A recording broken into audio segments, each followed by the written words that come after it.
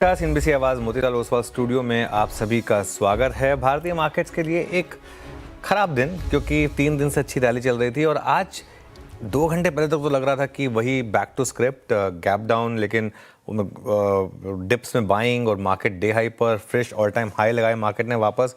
लेकिन पिछले 1 घंटे में काफ़ी ज़बरदस्त अगर आप देखें तो वॉलेटिलिटी रही है और डिक्लाइन रही है और अब हम डे लो पर हैं। जी हाँ, निफ्टी पर डे लो पर, बैंक निफ्टी पर डे लो पर, mid cap, small cap, IT सभी में इनफैक्ट इस समय हम डे लो पर हैं।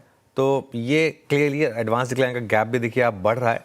तो एक टिपिकल बेकार स्क्रीन जिसे आप नॉर्मली अवॉइड करना चाहते हैं, उस तरीके की स्क्रीन आज हम देख रहे हैं 3-4 दिन की बड़ी रैली के बाद। चलिए इस शो की शुरुआत करेंगे और हेडलाइंस के साथ इस शो की शुरुआत करते हैं। एफआईएस के लौटते ही बाजार में बढ़ी वॉलेटिलिटी, ऊपरी स्तरों पर नहीं टिका निफ्टी, करीब 70 अंक गिरकर आया 26,250 के पास। नया रिकॉर्ड छूने के बाद बैंक निफ्टी भी अब लाल निशान में, लेकिन स्मॉल कैप शुरू में आउट परफॉर्मेंस, इंडिया विक्स में 7% का उछाल। रिकॉर्ड ऊंचाई पर पहुंचा निफ्टी का बाहुबली रिलायंस, करीब 18 महीने के बाद छुआ नया शिखर, 1600 रुपए के पार निकला भाव। मार्केट कैप 22 लाख करोड़ के करीब। वेनेजुएला मुद्दे के चलते आज बिग स्टॉक्स में हुआ था सटीक एनालिसिस। आईटी शेयर्स आज बाजार में बना रहे हैं सबसे ज्यादा दबाव, करीब 1.25% फिसला निफ्टी आईटी इंडेक्स। वहीं ऑयल एंड गैस शेयरों में भी नरमी। दूसरी ओर डिफेंस शेयरों में जोरदार तेजी, करीब 2% चढ़ा इंडेक्स। साथ ही रियल्टी, कंज्यूमर ड्यूरेबल्स, एफएमसीजी, सरकारी बैंक्स और ऑटो में भी रफ्तार। आज के बिग स्टॉक्स स्पॉटलाइट और ChatGPT पड़े सटीक। अच्छी बिजनेस अपडेट से एयू बैंक चला, शेयर लाइफ हाई पर पहुंचा। वहीं कमजोर अपडेट से डीमार्ट का शेयर करीब 2% टूटा। उधर स्पॉटलाइट एस्ट्रल भागा और ChatGPT शेयर एसजीवन में भी करीब 5% का उछाल। इलेक्ट्रॉनिक मैन्युफैक्चरिंग शुरू में आज जोरदार खरीदारी, 4% से ज़्यादा उछाल के साथ एफएनओ का टॉप गेनर बना पीजी इलेक्ट्रोप्लास। साथ ही एम्बर एंटरप्राइजेज में भी 4% की रैली। और वायदा में आने के बाद महज कुछ दिनों में प्रीमियम एनर्जी का और वारी एनर्जी में तगड़ी बिकवाली। प्रीमियम एनर्जी करीब 6% टूटकर वायदा के टॉप यूजर्स में शुमार। वहीं वारी एनर्जी में भी करीब 5% की गिरावट।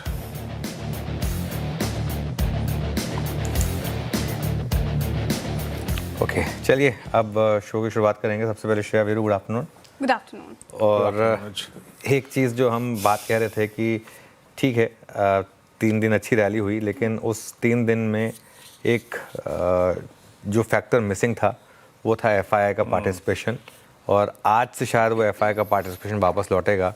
और देखिए एफआईआईज लौटे और साथ में वॉलेटिलिटी को साथ लेकर आए।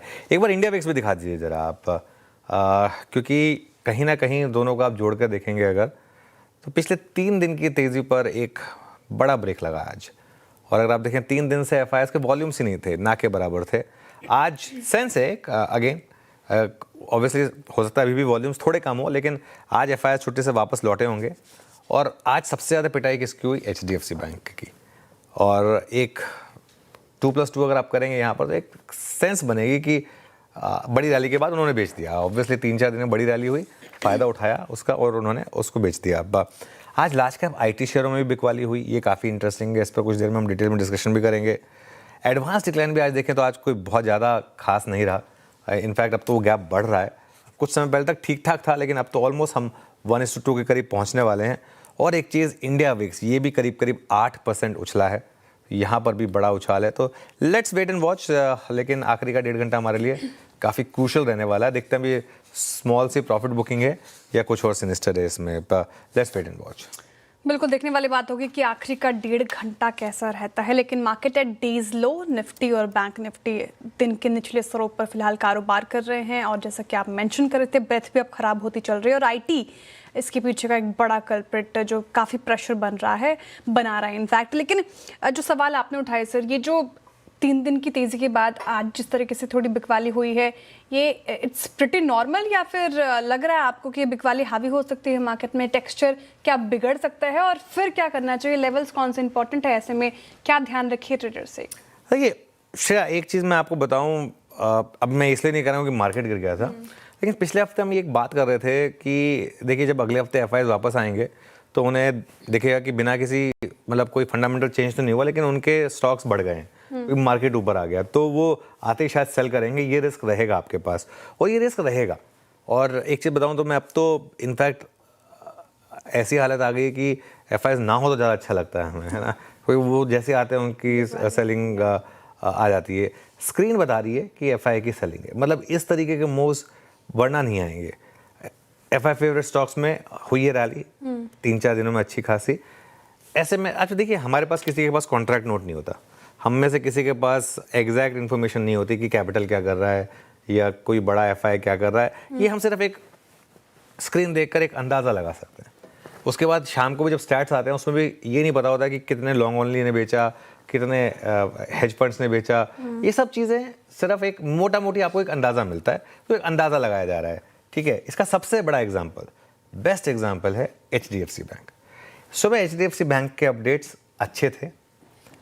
एक बार निफ्टी का कंट्रीब्यूशन दिखा दीजिए ज़रा मुझे। और अगर आप देखें तो निफ्टी की गिरावट में HDFC बैंक अलोन करीब 50 पॉइंट कंट्रीब्यूट कर रहा है। देखिए 50 पॉइंट HDFC बैंक से आ रहे हैं। इन्फोसिस, रिलायंस जो सुबह ग्रीन में था अब रेड में आ गया है, और बाकी L&T वगैरह। और अच्छे अपडेट के बावजूद ये HDFC बैंक गिरा है, तो ये कहीं ना कहीं किसने बेचा फिर HDFC बैंक? अच्छे अपडेट के बाद भी किसने बेचा होगा? ये एक सॉर्ट ऑफ कॉमन सेंस अगर आप अप्लाई करेंगे तो एक सेंस बनेगी कि शायद एफ वापस लौटे, और उन्होंने देखा कि भाई उनके कुछ स्टॉक्स में अच्छा प्राइस मिल रहा है तो उन्होंने बेच दिया जहाँ लिक्विडिटी भी है। और आज HDFC बैंक के अगर आप वॉल्यूम भी देखें तो वो ज़बरदस्त हैं। ये एक और चीज़ बता रहे हैं आपको कि आज एफ के volume almost back to normal होंगे। लेकिन मेरा अभी भी ये मानना है कि जब तक आप 26,150 के ऊपर हैं तब तक ट्रेंड पॉजिटिव है। लेकिन जिस तरीके से हम गिरे हैं पिछले कुछ मिनटों में श्रेया, एक रिस्क तो बनेगा कि जो पिछले 3 दिन की आपने रैली देखी थी वो प्योरली एक, जिसे कहते हैं ना, when the cat is away mice are at play, वो रिस्क रहेगा। मैं मना नहीं करूंगा उससे, लेकिन ज़्यादा बड़ी गिरावट की बात हम तभी करेंगे जब हम 26,150 के नीचे निकलेंगे। तब तक तो ट्रेंड पॉजिटिव ही है। लेवल्स की बात की आपने, पहला सपोर्ट 26,200 से 250 का है, हम उसी में हैं एक्चुअली। और उसके बाद फिर बड़ा सपोर्ट आएगा आपका 26,050 से 26,150 का। ये नहीं टूटना चाहिए, ये टूटा तो फिर बड़ी दिक्कत आएगी। रेजिस्टेंस तो पहले 26,300 350 और उस जो आज का हाई है, और उसके बाद 26,350 से 26,450।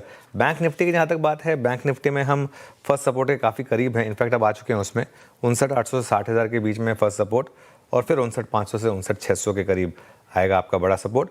रेजिस्टेंस आपकी रहेगी 60,000 60,100 के करीब, और थोड़ा उससे ऊपर निकलेंगे तो 60,300 के करीब। वीरू के पास चलते हैं, आज स्टॉक स्पेसिफिक एक्शन कैसा रहा वो जानते हैं। Veeru, good afternoon. Good afternoon Anuj. बस इसी आपकी बात को लीड लेते हुए, मतलब उस की इंडिकेटर मानते हुए कि जब तक हम 26,200 के ऊपर है, माइट भी ये बाजार शायद बुरी तरीके से धराशायी ना हो, क्योंकि ज़्यादातर स्टॉक्स जो हैं वो लॉन्ग ही हैं। अनुज, आज डिफरेंस इज़ डिफरेंट, कुछ डिफरेंट है। आई थिंक जो भी वीकेंड पे हुआ उसके बाद मैं शुरुआत करना चाहूँगा BEL और HL से। ये दो स्टॉक्स मेरी इस लिस्ट में सबसे ऊपर अपीयर हो रहे हैं। इतना बड़ा थ्रस्ट हमने इन स्टॉक्स में शॉर्ट कवरिंग का कभी नहीं देखा अनुज, और मोर स्पेशली दैट अबाउ 400। अब अगर ये स्टॉक्स 407 408 के ऊपर ये BEL माफ़ कीजिएगा टिकता है, तो प्रोस्पेक्टिव इसको लेके बहुत स्ट्रॉन्ग हो सकता है। और ये बहुत ही सीरीज़ के शुरुआती पार्ट में हुआ है। इसने हमने देखा था इसको पुल बैक लेते हुए 200 डेमा से, फिर 100 डेमा भी गेन किया आज सारे एवरेजेस के ऊपर। तो BEL और HL ये दो स्टॉक्स जो कि मैं सबसे ऊपर रखूंगा। HL का आज इंटरडे हाई रहा, वो था लास्ट मूविंग एवरेज दैट 100 डेमा, बट इसमें अच्छी शॉर्ट कवरिंग के बाद एक फ्रेश बैंक नजर आ रही है। वाइट गुड सेगमेंट में पिछले 2 दिन से काफ़ी अच्छी खासी बैंक थी, both blue star and Voltas. आज वोल्टास ने अपना मल्टी मंथ यानी अप्रैल 1-25 से लेकर अब तक के पूरे क्लस्टर को काट दिया। अच्छी बैंक है, और याद रखिएगा मतलब 1460 1455 1450 जब तक इसके ऊपर है, इट सीम्स ये स्टेबल रहेगा, स्ट्रॉन्ग रहेगा। तो दो पेयर्स थे यहाँ पे, BEL HL, और दूसरा था वोल्टास और ब्लू स्टार। और एक आखिरी स्टॉक और रखना चाहूँगा आपकी स्क्रीन पे, मूव अच्छे हैं मुथूट फाइनेंस। 4,000 की कॉल में मोमेंटम नजर आ रहा था, 3900 की एट द मनी कॉल में मोमेंटम नजर आ रहा था, और फ्यूचर्स में करीब 3.25 लाख का बिल्डअप है। जिस प्रकार का गोल्ड में मूव है उसके बाद, तो एक ये मेरे ख्याल से 5वां स्टॉक जिसके ऊपर टिप्पणी करना चाहूँगा। तो एक हो गया आपका HL BEL, दूसरा हो गया वोल्टास ब्लू स्टार, और एक मुथूट फाइनेंस गोल्ड फाइनेंस कंपनियों में से शामिल है। अनुज, वो कहते हैं ना कि 3 दिन से तो हम अकेले भाग रहे थे। वो एक लाइन है कि जब सैयां भय थानेदार तो डर कहाँ है का। अब तक तो वही हालत है ना। DIs और हम मिलके सब खेल रहे थे। आज एक्चुअल टेस्ट ऑफ स्ट्रेंथ हुआ है ना। पर अनुज, आज जिस तरीके से IT गिरा, और सब जो बात कर रहे थे कि कल जो यूएस ने परसों ने यूएस ने करा, उसने पूरे वर्ल्ड को हिला के रख दिया है। ये आईटी का सडनली कोलैप्स, आप इसको इस इवेंट से कैसे कोऑर्डिनेट करके देख रहे हैं? और दूसरा, जो ट्रम्प साहब ने टिप्पणी करी भारत को लेकर, उसके मद्देनजर। बिल्कुल, वैसे जो बात आपने कही क्या सैया बने थानेदार है ना, वो नहीं, जब सैया भय थानेदार तो डर का आएगा। बिल्कुल, वो शायद शादी के पहले के स्टेज की बात है ना, शादी के बाद के स्टेज में होता है कि चले गए थानेदार अब डर काहे का। तो खैर एनीवे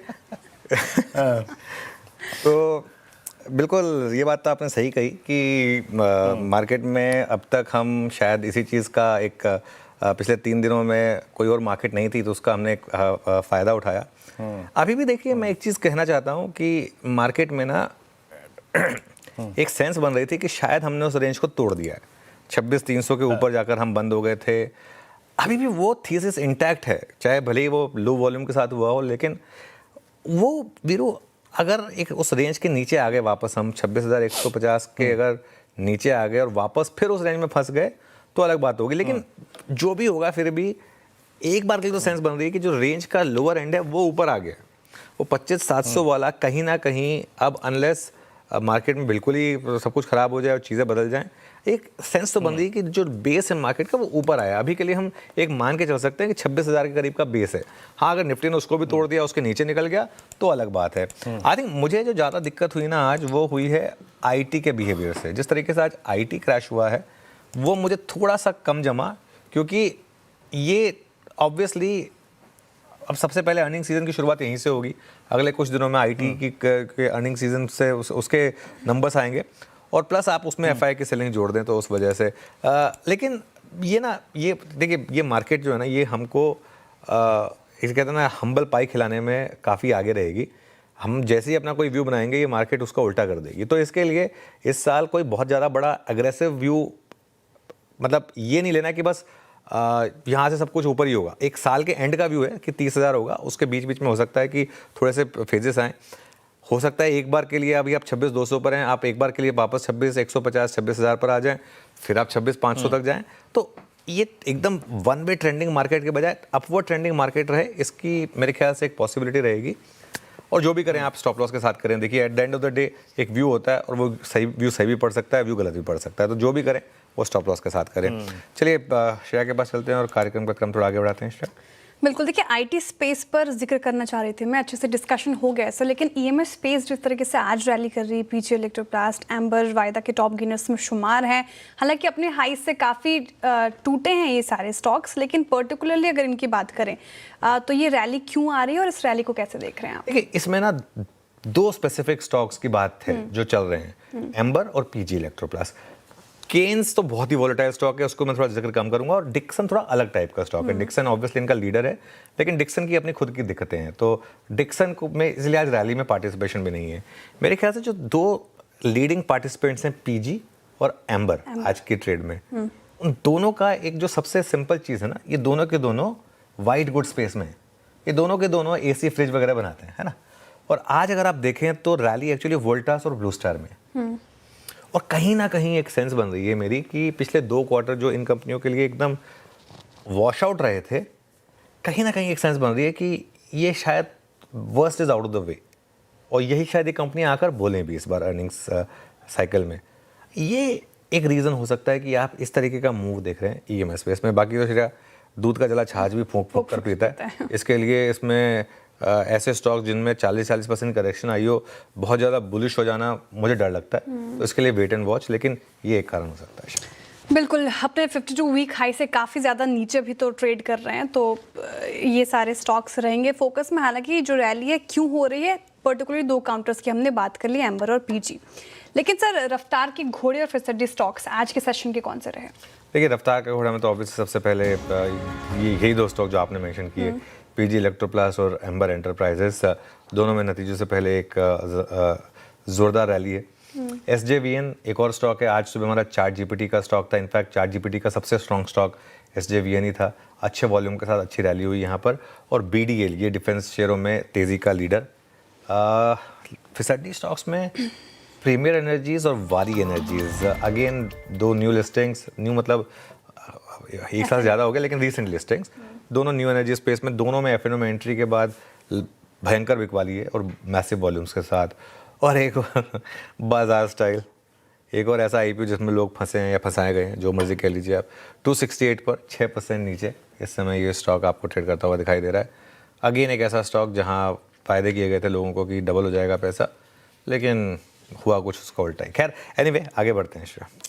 बिल्कुल, अब आपने रफ्तार की घोड़े और फिसड्डी स्टॉक्स की बातें कर ली, तो शुरुआत ट्रेंडिंग स्टॉक्स के साथ भी कर लेते हैं। और क्योंकि मार्केट काफ़ी अभी नीचे जा रहा है, तो कौन से स्टॉक्स प्रेशर बना रहे हैं, ट्रेंड कौन से कर रहे हैं, वो देख लेते हैं। तो आईटी एज अ पैक काफ़ी निराशाजनक परफॉर्मेंस उसकी तरफ से। HCL tech, Infosys, Wipro backfoot पर 2.5% की करीब करीब गिरावट। एचडीएफसी देखिए, ये भी 2.5% के करीब गिर गया, तो उसने भी योगदान दिया है मार्केट में की गिरावट के पीछे।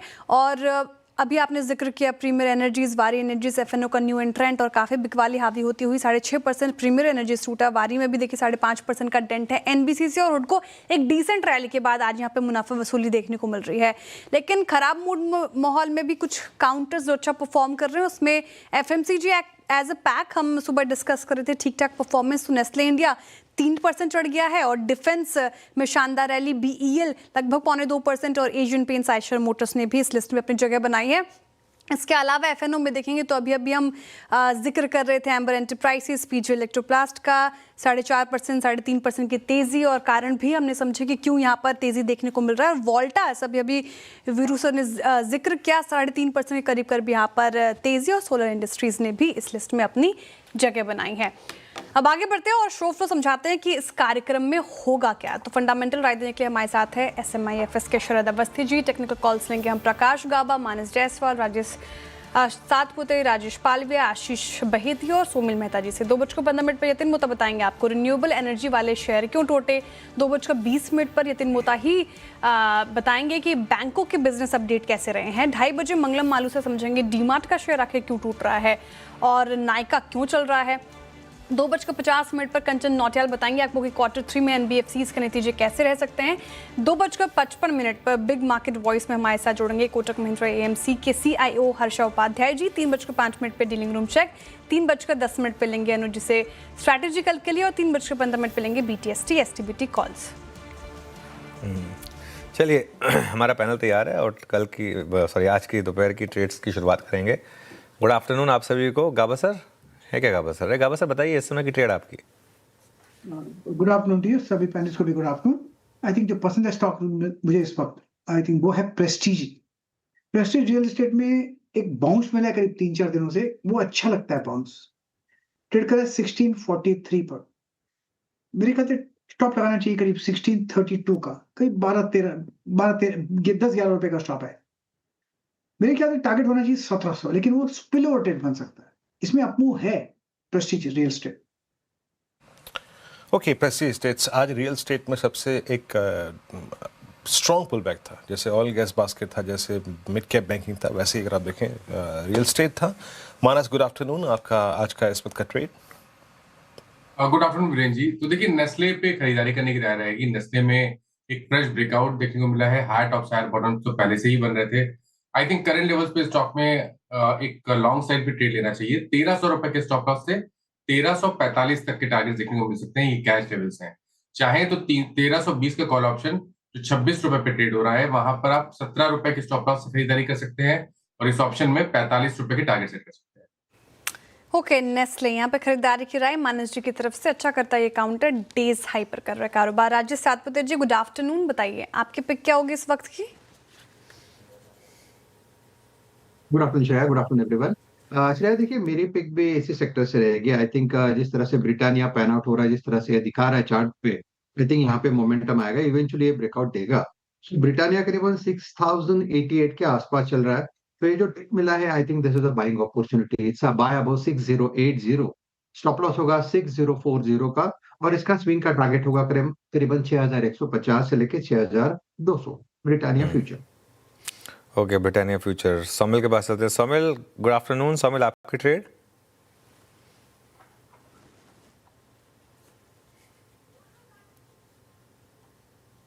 चलिए राजेश पारवे जी के पास चलते हैं। सोमिल के ऑडियो में कुछ इशू है। राजेश जी गुड आफ्टरनून, आपकी ट्रेड। गुड आफ्टरनून अनुज जी, गुड आफ्टरनून एवरीवन। सो यहाँ पे जो स्टॉक पसंद आ रहा है वो है एस्ट्रल। एस्ट्रल में देखें तो एक कंसोलिडेशन रेंज का ब्रेकआउट यहाँ पे आते हुए दिख रहा है, और जिस तरीके से फोर्थ कंसेक्यूटिव डे में भी एक फॉलोअप बाइंग एक्शन यहाँ पे बनी हुई है, कंफर्टेबली अपने near term short term moving averages के ऊपर स्टॉक सस्टेन हो रहा है। तो एस्ट्रल फ्यूचर पे बाय करने की सलाह। अपसाइड के टारगेट यहाँ पे 1520 1525 की तरफ आते हुए दिख सकते हैं। On the down side stop loss जो रखना होगा वो करीब होगा 1475 के आसपास। ओके एस्ट्रल आज सारे एवरेजेस के ऊपर आके ट्रेड करता हुआ स्टॉक, अच्छी शॉर्ट कवरिंग यहाँ पर। सौमिल, गुड आफ्टरनून, आपका ट्रेड इस वक्त का? Good afternoon to everyone. मेरा ट्रेड होगा क्रॉम्पटन पे। क्रॉम्पटन में एक एंडिंग डायगोनल पैटर्न बना है। मैं प्रीएम कर रहा हूँ कि यहाँ पे ये ऊपर की तरफ ब्रेकआउट मिलेगा। एक डबल बॉटम भी बना है in the last couple of weeks. 20 daily moving average के ऊपर आज चल रहा है, गुड मोमेंटम। स्टॉप लॉस रहेगा 250 पर और टारगेट रहेगा 275। ओके, क्रॉम्पटन, ये सोमुल जी की पिक हो गई, अच्छा करता हुआ ये भी काउंटर। अच्छा, टेक्निकल कॉल्स पूरे हो गए हैं, एक एक करके आपके स्क्रीन पर आएंगे। गावस्कर ने प्रेस्टीज स्टेज चुना है और पूरे रियल्टी पैक में अगर आप देखें तो अच्छी बाइंग। 1700 के टारगेट हैं, 1632 का आपको स्टॉप लॉस मेंटेन करना है। मानस जी ने नेस्ले चुना है, यहाँ पे खरीदारी की राय उनकी तरफ से। फ्यूचर्स में भी खरीदारी कर सकते हैं। 1345 का टारगेट है, 1300 का स्टॉप लॉस मेंटेन करना है। राजेश सातपुते जी कह रहे हैं कि इसी पैक से उनको ब्रिटानिया बहुत भारा है, तो 6200 तक के टारगेट देख रहे हैं वो। 6040 का स्टॉप लॉस दिया है उन्होंने। सोमिल जी कह रहे हैं कि क्रॉम्पटन यहाँ से अच्छा परफॉर्म करेगा, तो ये रडार पे रख सकते हैं। 275 का टारगेट है, 250 का स्टॉप लॉस मेंटेन करना है। और राजेश पालवे जी ने एस्ट्रल की वकालत की है, यहाँ पर अच्छी बाइंग नजर आती हुई। फ्यूचर्स में खरीदारी की राय। 1525 के टारगेट देख रहे वो, 1475 का आपको स्टॉप लॉस मेंटेन करना है। लेकिन इन्वेस्टमेंट आइडिया क्या होना चाहिए आपका, वो शरद अवस्थी जी से समझ लेते हैं। शरद जी, गुड आफ्टरनून और स्वागत है आपका कार्यक्रम में। बताइए आपका इन्वेस्टमेंट आइडिया। हाँ जी, गुड आफ्टरनून। हमारा इन्वेस्टमेंट आइडिया होगा एस्कॉर्ट्स इंडिया। हमें लगता है काफी टाइम से स्टॉक में ज्यादा मूवमेंट हमने देखी नहीं है, और जैसे जैसे कुबोटा के संग टाई अप के साथ अब वो अपने प्रोडक्ट्स को साउथ इंडिया और ईस्टर्न इंडिया में भी पुशिंग करते हैं, तो मुझे लगता है ग्रोथ की काफी बड़ी अपॉर्चुनिटीज निकल के आ रही है। आरईडी के डाइवेस्टमेंट के बाद अब मोटा मोटी एलोकेशन का भी जो एक ओवरहैंग हमेशा से रहा है एस्कॉर्ट्स में, वो अब हट जाता है। एडिशनल पैसे भी उनके पास आ जाते हैं। तो हमारा ये मानना है कि ये एडवेंट के साथ साथ और नए प्रोडक्ट्स जो आएंगे उसका भी एडवेंट, और नए रीजन्स में जो कंपनी ऑपरेट करेगी उसकी वजह से हाई प्रोबेबिलिटी है कि यहाँ से नंबर्स में हमको सब्सटैंशियल इंप्रूवमेंट दिखना चाहिए, रिटर्न रेशियोज में, अर्निंग्स में भी। कंजर्वेटिव अर्निंग्स में हमें लगता है अगले साल 130 रुपए के आसपास की अर्निंग्स कंपनी को डिक्लेयर करनी चाहिए। लेकिन जिस टाइप से हम मार्जिन इंप्रूवमेंट एक्सपेक्ट कर रहे हैं नए प्रोडक्ट्स की वजह से और एंसिलरी यूनिट्स की वजह से भी और आरईडी वाले डाइवेस्टमेंट की वजह से, तो हमें लगता है थोड़ा बहुत अपसाइड टिक भी वहां पे आ सकता है। तो अगर वो प्ले आउट होता है तो 150 रुपए के आसपास तक की अर्निंग भी कंपनी डिक्लेयर कर सकती है। 35-36 का मल्टीपल मिलना बहुत मुश्किल नहीं होना चाहिए। तो 4600-4700 के शुरुआती लक्ष्य के हिसाब से एस्कॉर्ट्स। 4600-4700 के शुरुआती लक्ष्य के साथ एस्कॉर्ट्स यहाँ पर आप चाहें तो बाय कर सकते हैं। एक बार इसका थोड़ा सा लंबा चार्ट देखेंगे ज़रा एस्कॉर्ट्स का, स्लाइटली लॉन्गर टर्म चार्ट। पता है शायद जब इसमें कुबोटा ने ओपन ऑफर दी थी, आई थिंक 2022-21 एंड या 22 में था मामला। आई थिंक 2000 रुपये का ओपन ऑफर प्राइस था, if I am not wrong. 5 साल का चार्ट है क्या इसका? हाँ, ये ठीक है, ये चार्ट ठीक है। वैसे 5 साल का होगा तो अच्छा रहेगा। हाँ, तो 2000 रुपये पर ओपन ऑफर दी थी, और मुझे याद है उस समय शायद जो राकेश झुंझुनवाला जी की होल्डिंग्स थी वो भी उन्होंने शायद टेंडर की थी अपनी ओपन ऑफर में। अच्छा। बहुत लोगों को लगा था कि ये शायद कोई मल्टी ईयर टॉप बना है स्टॉक में, वहाँ से स्टॉक डबल हो गया। मतलब इस तरीके का मैसिव मूव रहा है स्टॉक में। फिनोमिनल जिस तरीके के मूव्स यहाँ पर रहे हैं। खैर एनीवे, ये तो पास की बात हो गई। अच्छा, एक और स्पेस की बात करते हैं। एक बार स्टॉक्स देखिए, प्रीमियर एनर्जीज और वारी एनर्जीज, जिसे कहते हैं ना सर मुंडाती ओले पड़े, वो वाली बात यहाँ पर। एफएनओ की एंट्री और दोनों स्टॉक्स में ज़बरदस्त गिरावट। प्रीमियर तो ऑलमोस्ट सुबह सर्किट पे चला गया था, और वारी भी अब 5.5% नीचे, और शानदार वॉल्यूम्स के साथ ये मूव्स आ रहे हैं। शरद जी, गुड आफ्टरनून। क्या हुआ इन दो स्टॉक्स में, आपको कुछ पता चला क्या, और क्या व्यू है आपका इन दो स्टॉक्स पर? नहीं, मेरे पास कुछ ऐसी स्पेसिफिक इंफॉर्मेशन तो नहीं है इतना बड़ा क्रैक क्यों आया है। बट ये एफ&ओ इंक्लूजन के साथ इस टाइप के लिक्विड स्टोरीज में ये एक रेगुलर फीचर हुआ है पिछले कुछ समय से। इवन लिक्विड स्टॉक्स में भी हमने ये मूवमेंट देखी है। ट्रेंड क्लासिक एग्जांपल था उसका। पर अब मुझे लगता है कि जिन वैल्यूएशंस पे ये दोनों ही स्टॉक अवेलेबल हैं, हालांकि बीच में थोड़ी सी नर्वसनेस थी सोलर को लेके कि डोमेस्टिक साइड पे थोड़ी कैपेसिटी ज्यादा है इन टर्म्स ऑफ जो कैपेक्स वगैरह आ रहा है, लेकिन मुझे लगता है ग्लोबल स्केल पे डिमांड काफी स्ट्रांग रहने वाली है, सिर्फ डोमेस्टिक केटरिंग नहीं, और ज्यादातर ये कंपनीज पीवी सेल्स पे भी काम कर रही हैं। तो अब ये वैल्यूएशन पे तो मेरे हिसाब से 18-19 टाइम, एक साल फॉरवर्ड पे, जहां लॉन्ग टर्म ग्रोथ रेट्स वगैरह ठीक ठाक रहनी चाहिए जैसे जैसे कैपेक्स प्ले आउट करता है, मुझे लगता है दोनों ही स्टॉक्स डिसेंट बेट्स हैं इन वैल्यूएशन पे, बहुत ज्यादा डाउनसाइड में नहीं देख रहा। एफ&ओ इंक्लूजन की वजह से हो सकता है थोड़ा सा एक आध दिन आपको और थोड़ा नर्वसनेस यहाँ पे दिखाई दे, बट इन्वेस्टमेंट के हिसाब से तो इन वैल्यूएशंस पे मेरे को और डरने की या घबराहट की गुंजाइश नहीं है। मेरे को लगता है अगर आइडियली 25 के आसपास के मल्टीपल भी फॉरवर्ड पे मिलते हैं तो यहाँ से आप एवरेज में दोनों ही स्टॉक्स में 20 से 25% अपसाइड एक्सपेक्ट कर सकते हैं एक साल में। जी, डेरिवेटिव्स में आने के कुछ फ़ायदे होते हैं तो कुछ नुकसान भी होता है। आप जहां तक कैश मार्केट में थोड़े सिक्योर रहते हैं, अनवांटेड शॉर्टिंग से डेरिवेटिव्स में वो खुल के होती है, तो वही एक कारण है। याद रखिएगा, वारी इस वक्त आपकी स्क्रीन पे 12 जून 25 की बात, यानी फ्रेंकली स्पीकिंग 6 महीने के लोस पे है, and same is the case with premier, और ये भी डीलों पर ट्रेड करता हुआ और अब वायलेट कर रहा है 2025 मार्च के स्विंग लोस को। अच्छा, आज क्रूड की स्टोरी एक बहुत बड़ी स्टोरी थी, और क्रूड का रिट्रेसमेंट और क्रूड के प्रोजेक्शंस जो थे ऑन द वीकर साइड, दो स्टॉक्स ने एडवांटेज उठाया। एक था पिडिलाइट, आपकी स्क्रीन पे आएगा, स्टिल डे हाई पे, मार्केट कोलैप्स हुआ हायर लेवल से, लेकिन यहाँ पे कोई रिट्रेसमेंट नहीं है। और दूसरा लेके आइए आप एशियन पेंट्स, 2815 पे मार्केट रिट्रेस हुआ, यहाँ पे कोई रिट्रेसमेंट नहीं है।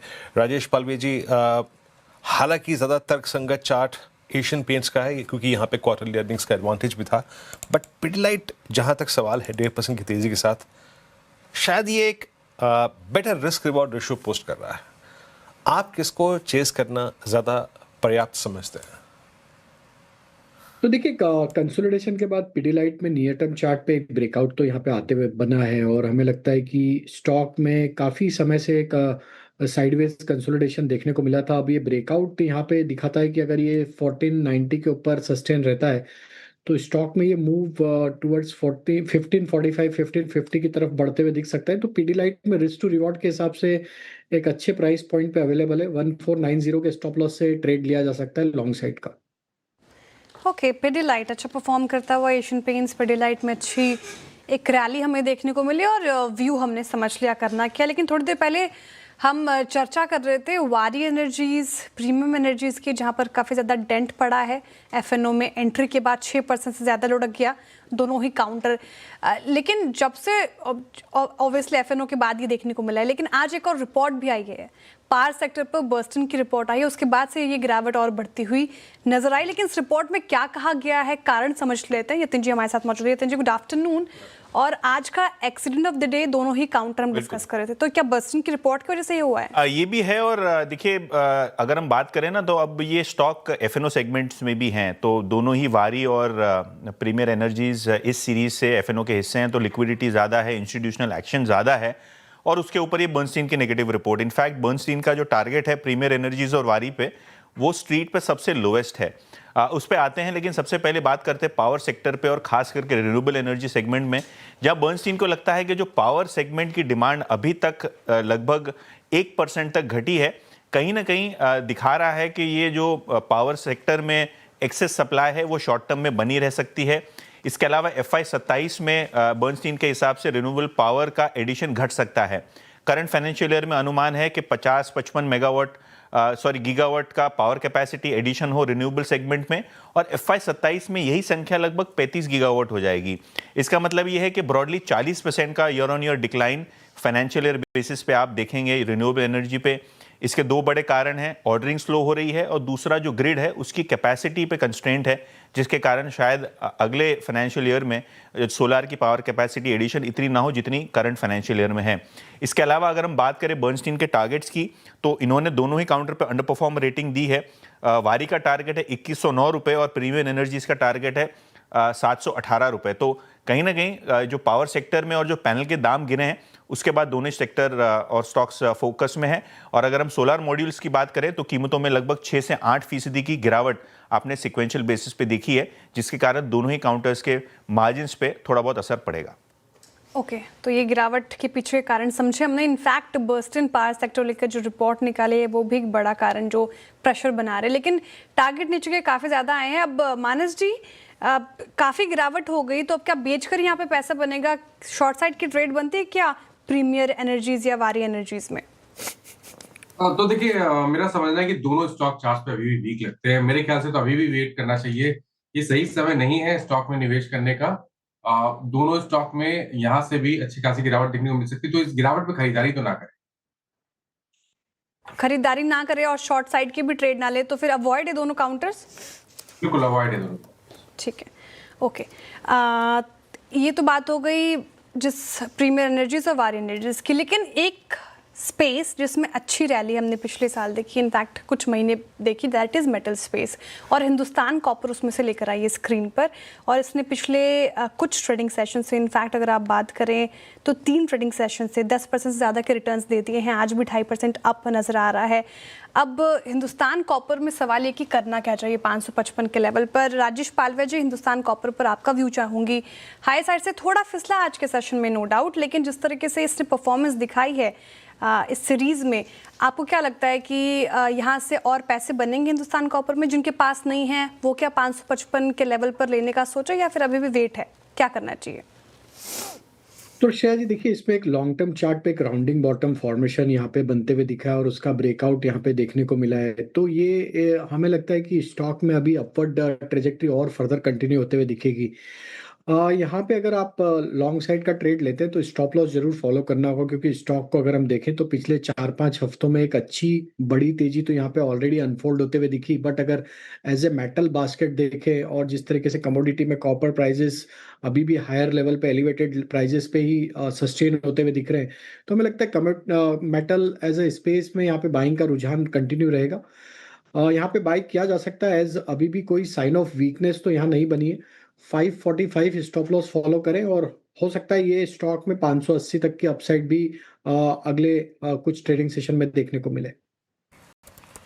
ओके, हिंदुस्तान कॉपर पे आपका व्यू। इस बीच मैं आपको एक स्पेस और दिखाता हूँ डेरिवेटिव्स के न्यू एंट्रेंट में। Look at Swiggy at 6 month low 378। जैसे कि मैं कह रहा हूँ कि डेरिवेटिव्स में आने की और जाने के दोनों अगर आप देखें फायदे नुकसान होते हैं एट 6 मंथ लो। और एक और चीज़ देखिए, look at Jubilant food works, जिसमें हम कल लास्ट वीक भी बात कर रहे थे कि स्ट्रक्चर वीक पड़ रहा है, एक कोलैप्स के कगार पे है। 540 यानी सिंपली इसका मतलब ये है कि एक सेकेंड जुलाई 24 के बाद हम सबसे लोवेस्ट लेवल पे ट्रेड कर रहे हैं जुबिलेंट फूड्स पे। ये एक और थीम जो कि क्रैक हो रही है। एटर्नल पोस्ट नंबर्स क्रैक हुआ था, वो अभी तक नहीं संभला है, पर इट्स स्विगी एंड जुबिलेंट जो कि क्रैक हो रहे हैं। हमारे साथ आशीष बहती इस पल में जुड़ चुके हैं। आशीष, मैं आपका एक ट्रेड लूंगा, लेकिन उससे पहले जुबिलेंट पे आपका टेक, क्योंकि अब जो रेंज टूटी है दैट वाज आई थिंक 560, उसके नीचे कोई बहुत दूर तक लॉजिकल सपोर्ट नहीं है। आपका सेंस क्या कह रहा है इस पर? वीरेंद्र जी, सेलिंग प्रेशर काफी ज्यादा है यहाँ पर, और जिस हिसाब से क्रैकडाउन हुआ है, मुझे स्टॉक शायद स्लिप हो गए यहाँ से 520 तक भी दिखा सकता है। तो इन लेवल्स पे शॉर्ट ना करें, लेकिन कोई भी पुल बैक आता है 545 के आसपास में अगर ये स्टॉक आता है तो वहां पे शॉर्टिंग किया जा सकता है। 550 का स्टॉप लॉस लगा है जिनके पास भी शॉर्ट है, और 520 तक के टारगेट्स इसमें नीचे के साइड में देखे जा सकते हैं। 2022-23 में लोगों की शिकायत होती थी कि मेरा स्टॉक एफ&ओ में क्यों नहीं है। आजकल लोग लिस्ट बना के बैठे हैं कि हमें एफ&ओ से बाहर निकाल दो प्लीज़। अगर एफ&ओ में आने का मतलब बस पिटाई शुरू स्टॉक्स की, जैसा कि आज आपने बारी और प्रीमियर के साथ देखा। वो क्या होता है ना, जब आप एफ&ओ में आ जाते हो ना, तो उसके बाद स्पेशली जो नई लिस्टिंग, मैं तो कहता हूँ बल्कि जितनी भी सारी नई लिस्टिंग है ना, सबको एफ&ओ में डालना चाहिए। सबका एक बार सच का सामना हो जाए। ये जितने भी सब एकदम बिल्कुल जैसे जो बुल मार्केट के खिलाड़ी थे ना, और दूध का दूध पानी का पानी हो जाएगा। इनमें से काफ़ियों का तो वैसे भी जब वो लॉक इन खुलता है तो हो ही जाता है, लेकिन अदरवाइज सब एक साथ अगर एफ&ओ में आ जाए तो मज़ा आ जाए। चलिए खैर, अब एक काम करते हैं, बात करते हैं कुछ बैंकिंग शेयरों की जो क्वार्टरली अपडेट्स थे। अब पूरे सेक्टर के जितने आते हैं नॉर्मली वो आ चुके हैं। यतन से वापस समझते हैं कि कौन से अच्छे रहे, कहाँ मायूसी मिली। यतन, गुड आफ्टरनून। और देखिए Q3 का जो बैंक का अपडेट है वहाँ कहीं खुशी कहीं गम, जैसे कि आप देख पा रहे हैं आपके स्क्रीन्स पे। और ऑब्वियसली प्राइवेट बैंक्स में आज प्रॉफिट टेकिंग है, क्योंकि कहीं ना कहीं एक्सपेक्टेशन बाजार का था कि Q3 में कहीं ना कहीं आपको पिकअप होती हुई दिखाई देगी डिपॉजिट ग्रोथ। हालांकि PSU बैंक में आपने डिपॉजिट ग्रोथ और एडवांसेस ग्रोथ दोनों देखी है, लेकिन अगर हम बात करें सबसे पहले HDFC बैंक की, और क्लियरली ये स्टॉक सबसे बड़ा प्रेशर बना रहा है इंडेक्स पे, करीब 2% से ज़्यादा की यहाँ गिरावट है। तो सिक्वेंशियल बेसिस पे बहुत ही लो सिंगल डिजिट ग्रोथ आपको आती हुई नजर पड़ रही है। इनफैक्ट अगर आप देखें ग्रॉस एडवांसेस तो केवल 2.5% की बढ़त, और यहाँ डिपॉजिट्स की भी बात करें तो 2% की बढ़त। तो कहीं ना कहीं लोगों को थोड़ा ज़्यादा एक्सपेक्टेशन था कि बेटर आए यहाँ से भी सिक्वेंशियल नंबर्स, लेकिन कोई बड़ा हमने मोमेंटम नहीं देखा है, बावजूद इसके कि GST कट थी और बहुत सारे फेस्टिव सीजन की मांग थी। तो कहीं ना कहीं कासा रेशियो के इंप्रूवमेंट की भी बातें हो रही थी, तो वो नहीं हुआ, और शायद इसीलिए स्टॉक में आपको सेलिंग प्रेशर देखने को मिल रहा है। Similarly Mahindra and Mahindra finance, expectation था कि ट्रैक्टर फाइनेंसिंग पिकअप होगी, व्हीकल फाइनेंसिंग पिकअप होगी, लेकिन यहाँ भी लो सिंगल डिजिट ग्रोथ है। इनफैक्ट अगर हम डिसबर्समेंट्स की बात करें तो केवल 7% की ग्रोथ है, और एसेट क्वालिटी भी कंपनी के हिसाब से सिक्वेंशियली बिल्कुल फ्लैट है, तो वहाँ भी कोई सुधार नहीं है, जिसके कारण ये स्टॉक भी FNO में आपको ट्रेडिंग में सेल करता हुआ दिखाई पड़ रहा है। हाईवी वॉल्यूम्स के साथ स्टॉक लगभग 2-2.5% नीचे है, और अभी भी अगर आप देखें तो 4.5% की गिरावट यहाँ देखने को मिली है। फ्लिप साइड पे PSU बैंक्स की बात करते हैं, PNB और BOB दोनों के ही नंबर्स अच्छे थे। इनफैक्ट बैंक ऑफ बड़ौदा का जो डोमेस्टिक एडवांसेस है यहाँ 14% की ग्रोथ है साल दर साल बेसिस पे, डिपॉजिट्स 11% बढ़े हैं। और अगर हम सिक्वेंशियल PNB की भी परफॉर्मेंस की बात करें तो यहाँ भी आपको HDFC बैंक से बेटर परफॉर्मेंस है। और अगर हम डिपॉजिट्स की भी बात करें तो साल दर साल बेसिस पे 8-8.5% की यहाँ ग्रोथ देखने को मिल रही है। तो उस स्टेज पे PNB के नंबर्स सेटिस्फैक्ट्री लगे स्ट्रीट को। हालांकि स्टॉक डेज हाई से बिल्कुल नीचे आया है अभी। और आखिर में कैथलिक सीरियन बैंक का ये एक स्टैंड आउट है प्राइवेट बैंकिंग स्पेस में, क्योंकि इनकी जो गोल्ड लोन बुक है यहाँ 46% की ग्रोथ हुई है, जिसके कारण ओवरऑल नंबर में जबरदस्त ग्रोथ है। और डिपॉजिट्स में भी अगर आप देखें तो 21% की ग्रोथ CSB बैंक ने दिखाई है, जिसके बाद शेयर लगभग अभी डेज हाई पे लगभग 6-7% की तेजी दिखा रहा है। ओके, चलिए, तो कुछ बैंक्स हैं जहाँ अच्छे अपडेट्स रहे, कुछ बैंक्स हैं जहाँ खराब अपडेट्स रहे, और ऑब्वियसली कुछ हैं जहाँ पर अच्छे अपडेट के बाद भी स्टॉक गिरे, लेकिन that's part and parcel of the game. Cash market calls का समय हो चुका है। गाबा सर, सौमिल और राजेश जी हमारे साथ हैं इन ट्रेड्स के लिए। गाबा सर, आपका कैश ट्रेड? मुझे पसंद है इस वक्त कैश ट्रेड के लिए Lloyds metal, Lloyds enterprise not metal, और ट्रेड करें 68 रुपीज के आसपास। 66 का स्टॉप लगा देंगे लॉयड्स एंटरप्राइज पर, टारगेट 75, स्पिल ओवर ट्रेड बन सकता है Lloyds enterprise. Okay, Lloyds enterprise यहाँ पे खरीदारी की राय कैश में गाबा से की पिक हो गई। सोमिल जी, आपने क्या चुना है? मैंने चुना है सुमी केमिकल्स। सुमी केमिकल्स में बेसिकली एक inverted head and shoulder pattern बना है। आज के दिन में 40 डेली मूविंग एवरेज के ऊपर क्लोजिंग आ रही है। मुझे लगता है यहाँ से बहुत अच्छी रैली हो सकती है इन द शॉर्ट टर्म। अभी भी 200 डेली मूविंग एवरेज के नीचे चल रहा है, इसलिए मैं मीडियम टर्म में अभी भी सजेस्ट नहीं करना चाहूंगा, लेकिन in the very short term great setup. Stop loss रहेगा 465, टारगेट होगा 500। ओके, सुमितो केमिकल्स आपका ये बाय ट्रेड है। अब चलते हैं राजेश सतपुती जी के पास। राजेश जी, आप क्या पिक कर रहे हैं? वीरेंद्र जी, देखिए मेरी नजर है स्ट्राइड फार्मा के चार्ट के ऊपर। आप इसका चार्ट देखें, कंसोलिडेशन के बाद ब्रेकआउट है, वॉल्यूम्स थोड़े ड्राई है, लेकिन स्विंग ट्रेडिंग के हिसाब से आई थिंक ओके। 970 975 का इसका टारगेट होगा। 945 करंट प्राइस है, 935 का स्टॉप लॉस होगा स्ट्राइड फार्मा। स्ट्राइड्स फार्मा यहाँ पे 945 पे आपका बाय कॉल है। इस बीच निफ्टी ने एटलीस्ट अपने जो डैमेज हुआ था हायर लेवल से, और उसको थोड़ा सा कंट्रोल किया है around 26,200। That's good as of now, ये अच्छी चीज़ है। और निफ्टी बैंक हालांकि याद रखिएगा 60,000 के लेवल को तोड़ के ट्रेड कर रहा है। हालांकि एक बात बिल्कुल क्लियर है, 60,000 हमारे लिए कोई बेस था भी नहीं, क्योंकि शुक्रवार की भाव कॉपी में 60,000 पे कोई एग्रेसिव पुट राइटिंग नहीं थी। एग्रेसिव पुट राइटिंग सिर्फ 59,500 की स्ट्राइक पे थी। कुछ स्टॉक्स लेके आइए जो कि अपनी ट्रेजेक्ट्री को चेंज कर रहे हैं। मैं PSU बैंकिंग बास्केट में कुछ देर के लिए जाऊंगा, जो स्ट्रेंथ है, जहां स्ट्रेंथ कायम है। याद रखिएगा, union bank of India almost अब सितंबर 2011 यानी करीब 15 साल की स्लोपिंग डाउनवर्ड चैनल से बाहर निकलता हुआ आज इसके डेरिवेटिव्स के एग्रेशन को देख के मैं भी एक बार इनफैक्ट जिस प्रकार की पुट राइटिंग 160 और लोअर स्ट्राइक्स पे हुई थी। आशीष बहती जी, यूनियन बैंक, अभी मैं कुछ देर के लिए अगर मैं बैंक निफ्टी के टर्बुलेंस से बाहर निकल के सिर्फ आइसोलेशन में सिर्फ अकेले यूनियन बैंक के चार्ट पे फोकस करूं, क्या लगता है ये प्रिपेयर कर रहा है कि अपने आप को 180 के जोन्स के लिए इस सीरीज में? आशीष जी, जी वीरेंद्र जी, क्लीन ब्रेकआउट मिला है और मल्टी ईयर ब्रेकआउट है। 2017 के लेवल्स को वापस टेस्ट कर रहा है और जिस हिसाब से आज वॉल्यूम है ऑलरेडी अभी तक 24 मिलियन शेयर के वॉल्यूम हो चुके हैं, जो कि एवरेज वॉल्यूम से डबल के वॉल्यूम है। मुझे लग रहा है स्टॉक वेल प्लेस्ड है 169 तक का मूव दिखाने के लिए। तो खरीदारी की सलाह है यूनियन बैंक में, इस मोमेंटम को चेज किया जा सकता है। स्टॉप लॉस जो मेंटेन करना चाहिए 157 का सेल मेंटेन करें। इन बैंक पर वीरेंद्र जी, ये क्या किया आपने? क्या हुआ? आपने आशीष भाई जी से पूछा था कि आपकी कॉल भी लूंगा, फिर आपने कॉल ही नहीं ली इनकी। अब ये दायित्व मेरे कंधों पर आया है। कोई बात नहीं, बाजार ऐसा है, लोग वैसे मन करता भी नहीं कॉल देने का बहुत। आशीष भाई जी, मन कर रहा है आपको कॉल देने का? गुड आफ्टरनून श्रेया जी। एशियन पेंट्स पे खरीदारी की सलाह रहेगी। देखिए यहाँ पे स्ट्रेंथ बनी हुई है और इस खराब मार्केट में भी ये अपने डे हाई पे ट्रेड कर रहा है। स्टॉक ने क्लीन ब्रेकआउट दिया है 20 डेमो के ऊपर, तो इस मोमेंटम को यहाँ से चेज किया जा सकता है। जो स्टॉप लॉस इसमें मेंटेन करना है वो 2790 का एसएल मेंटेन करे। ऊपर में मुझे लगता है इसमें 2880 और 2950 दो टारगेट्स देखे जा सकते हैं। चलिए, एशियन पेंट्स यहाँ पर आप बाय रेकमेंड कर रहे हैं।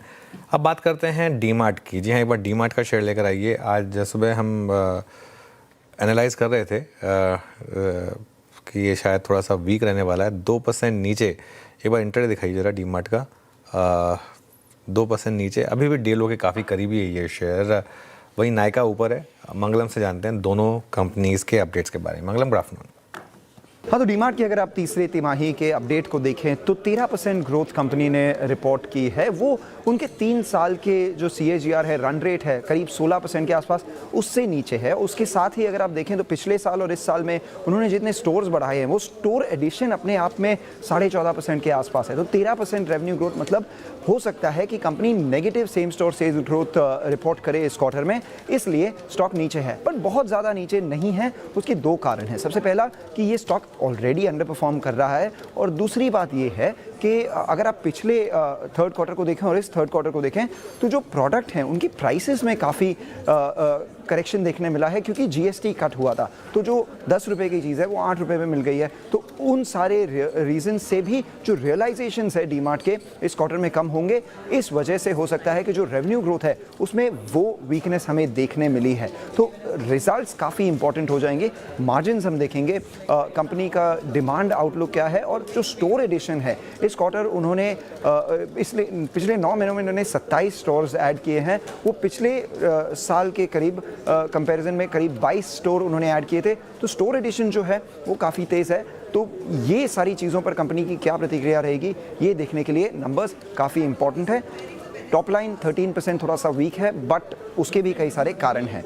दूसरी तरफ नायका को देखें तो 25% के ऊपर उन्होंने ओवरऑल रेवेन्यू ग्रोथ दर्शाया है। ये काफ़ी स्ट्रॉन्ग क्वार्टर है कंपनी के लिए, और उसमें काफ़ी स्ट्रॉन्ग परफॉर्मेंस भी है। कई क्वार्टर से कंपनी अच्छा कर रही है, पर पिछले 2 क्वार्टर से स्पेशली जो उनका फैशन बिजनेस है वो स्ट्रॉन्ग परफॉर्म कर रहा है। ब्यूटी बिजनेस जो है कई क्वार्टर से 22.5, 25, करीब 30% के आसपास उस रेंज में कंसिस्टेंटली ग्रो कर रहा है, और अब पिछले 2 क्वार्टर से फैशन बिजनेस भी अच्छा कर रहा है। तो 25% के ऊपर वो बिजनेस में भी ग्रोथ देखने मिला है। इस वजह से वो स्टॉक आज ऊपर है। आगे जाके इस रिजल्ट में हमें ये देखना पड़ेगा कि जो फैशन बिजनेस है उसका ऑपरेटिंग परफॉर्मेंस कैसा रहेगा, क्योंकि कंपनी ने गाइड किया था कि इस साल वो इस बिजनेस में ब्रेक इवन करेंगे। ओके, अब देखते हैं कि रिजल्ट्स कैसे रहते हैं। शुक्रिया मंगलम बताने क्वार्टर 3 अपडेट्स दोनों के ही, नाइका और डीमार्ट के। लेकिन मेरा सवाल शरद जी आपसे डीमार्ट को लेकर है। स्टोर एडिशन कर रही है कंपनी, लगातार अग्रसर होकर काम कर रही है, पैर पसार रही है, लेकिन स्टॉक में वो रिएक्शन देखने को क्यों नहीं मिल रहा? आपने देखे होंगे बिजनेस अपडेट, आपको क्या लगा और क्या कमी नजर आ रही है? स्ट्रीट को क्यों नहीं पसंद आ रहा? मेरे को लगता है स्ट्रीट खाली टॉप लाइन के नंबर्स पे देख के ज्यादा सोच रही है, लेकिन नाइजल ने जैसे बहुत बढ़िया से एक्सप्लेन किया है कि GST का भी एक इम्पैक्ट है। ज्यादातर FMCG प्रोडक्ट्स वगैरह में जो शेल्फ से टेक ऑफ होते हैं वहां पे GST में कटौती आई है। तो टॉप लाइन के लेवल पे उसको अगर आप एडजस्ट किए बिना देखेंगे तो ऑब्वियसली बहुत सारी कंपनीज की रेवेन्यू में आपको इस क्वार्टर प्रॉब्लम दिखाई दे सकती है। मास रिटेलर है तो यहाँ भी वो प्रॉब्लम आपको दिखाई देगी। तो मुझे लगता है जब तक आप टोटल नंबर्स नहीं देखते तब तक एक व्यू बनाना मुश्किल है। और दूसरा रीजन जिस वजह से डीमार्ट ने पिछले 2-3 सालों से परफॉर्म नहीं किया, मुझे लगता है पहले ही इनिशियल लेवल पे जो यूफोरिया और ऑप्टिमिज्म था वो थोड़ा बहुत ज्यादा था। अभी देखिए कुछ नहीं करने के बावजूद भी, ये ग्रोथ के बावजूद भी आप क्या वैल्यूएशन पे ट्रेड कर रहे हैं? टीटीएम पे आप 88 टाइम्स ट्रेड कर रहे हैं। तो जब आप ऐसी वैल्यूएशन पे ट्रेड करते हैं, या तो आप कंटिन्यू करिए उस टाइप के नंबर्स देना, अगर थोड़ा भी डिसअपॉइंटमेंट कहीं से भी आता है तो थोड़ी प्रॉब्लम है। बट मुझे लगता है फोकस इस पे रहेगा कि वो जो नई एडिशंस वगैरह कर रहे हैं, वहाँ का आउटलुक वो क्या देते हैं। कुछ समय पहले यूपी वगैरह में उन्होंने एक्सपैंड करना चालू किया है, नई ज्योग्राफीज हैं और ज्योग्राफिकल एक्सपेंशन की बहुत गुंजाइश है इनके पास। लेकिन जो पेन पॉइंट है मेरे हिसाब से ये है कि वैल्यूएशंस शायद 2028 तक के ऑप्टिमिस्टिक नंबर भी फेयरली वैल्यू कर रहे हैं।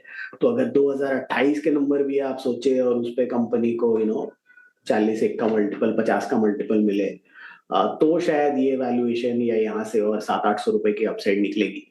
तो उसलिए हो सकता है ये मूवमेंट आपको नहीं मिल रही है। बट जहां तक क्वार्टरली अपडेट का बात है, सिर्फ टॉप लाइन पे मैं बहुत ज्यादा नेगेटिव व्यू नहीं रखूंगा और मेरा फोकस इस पे होगा कि कंपनी आगे जो ग्रोथ प्लान्स है उसमें नई ज्योग्राफीज में किस टाइप की ग्रोथ की बात करती है, क्योंकि नए लीवर्स उनको वहीं से मिलेंगे। एग्जिस्टिंग स्पेस में तो मोर और लेस प्लेटूड है, तो वहां कोई बहुत ज्यादा मुझे चेंज नजर नहीं आता। ओके, ग्रोथ रोड मैप क्या रहता है एवेन्यू सुपरमार्ट्स का, उस पर नजरें रहेंगी और वैल्यूएशन डिस्कम्फर्ट फिलहाल थोड़ा नजर आ रहा है। ये बात होगी एवेन्यू सुपरमार्ट की, लेकिन अब रुक रहे छोटे से ब्रेक के लिए। ब्रेक के उस पार लेंगे धमाकेदार ऑप्शंस और उसके लिए हमारे साथ है राजेश पालविया जी, मानस जायसवाल, आशीष बहेती जी। जल्द लौटते हैं।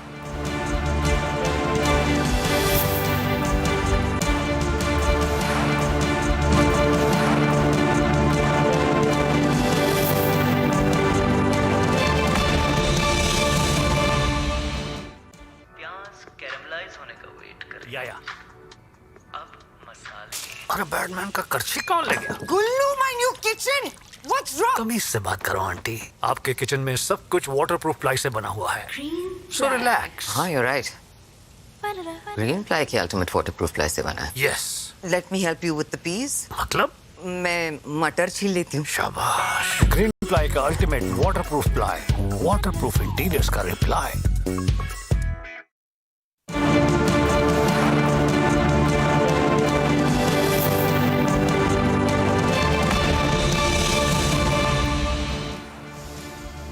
Welcome back. चलिए अब समय है धमाकेदार ऑप्शंस का। आशीष बहेती जी, मानस जी और राजेश पालवे जी। आशीष जी बताइए आपका धमाकेदार ऑप्शन।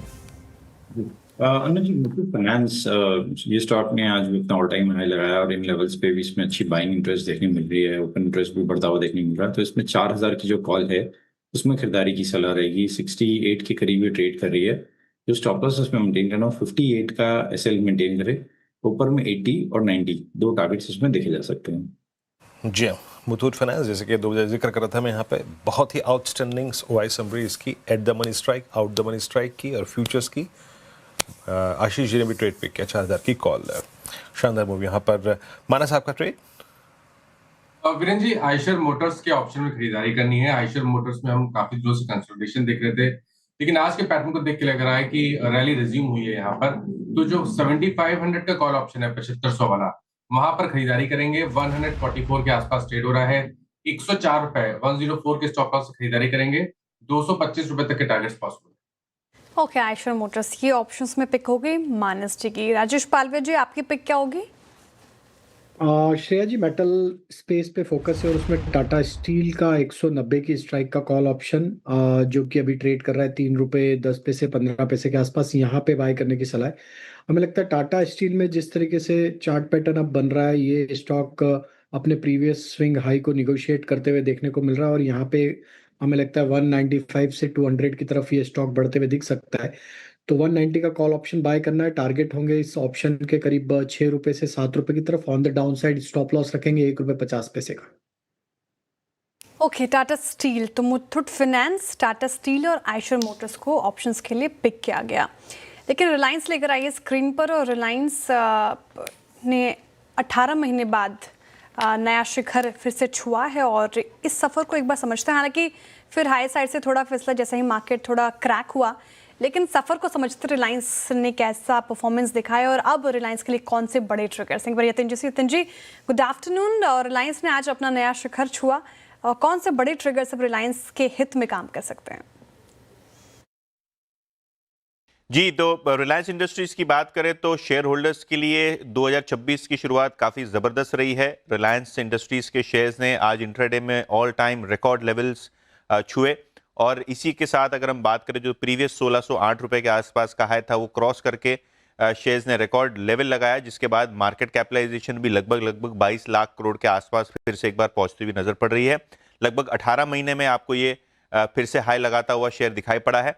और इसके की ट्रिगर्स हैं कंपनी के 3 ग्रोथ पोटेंशियल बिजनेसेस। सबसे पहले जियो टेलीकॉम, और उसके बाद अगर हम O2C कारोबार की बात करें, और फिर रिलायंस रिटेल।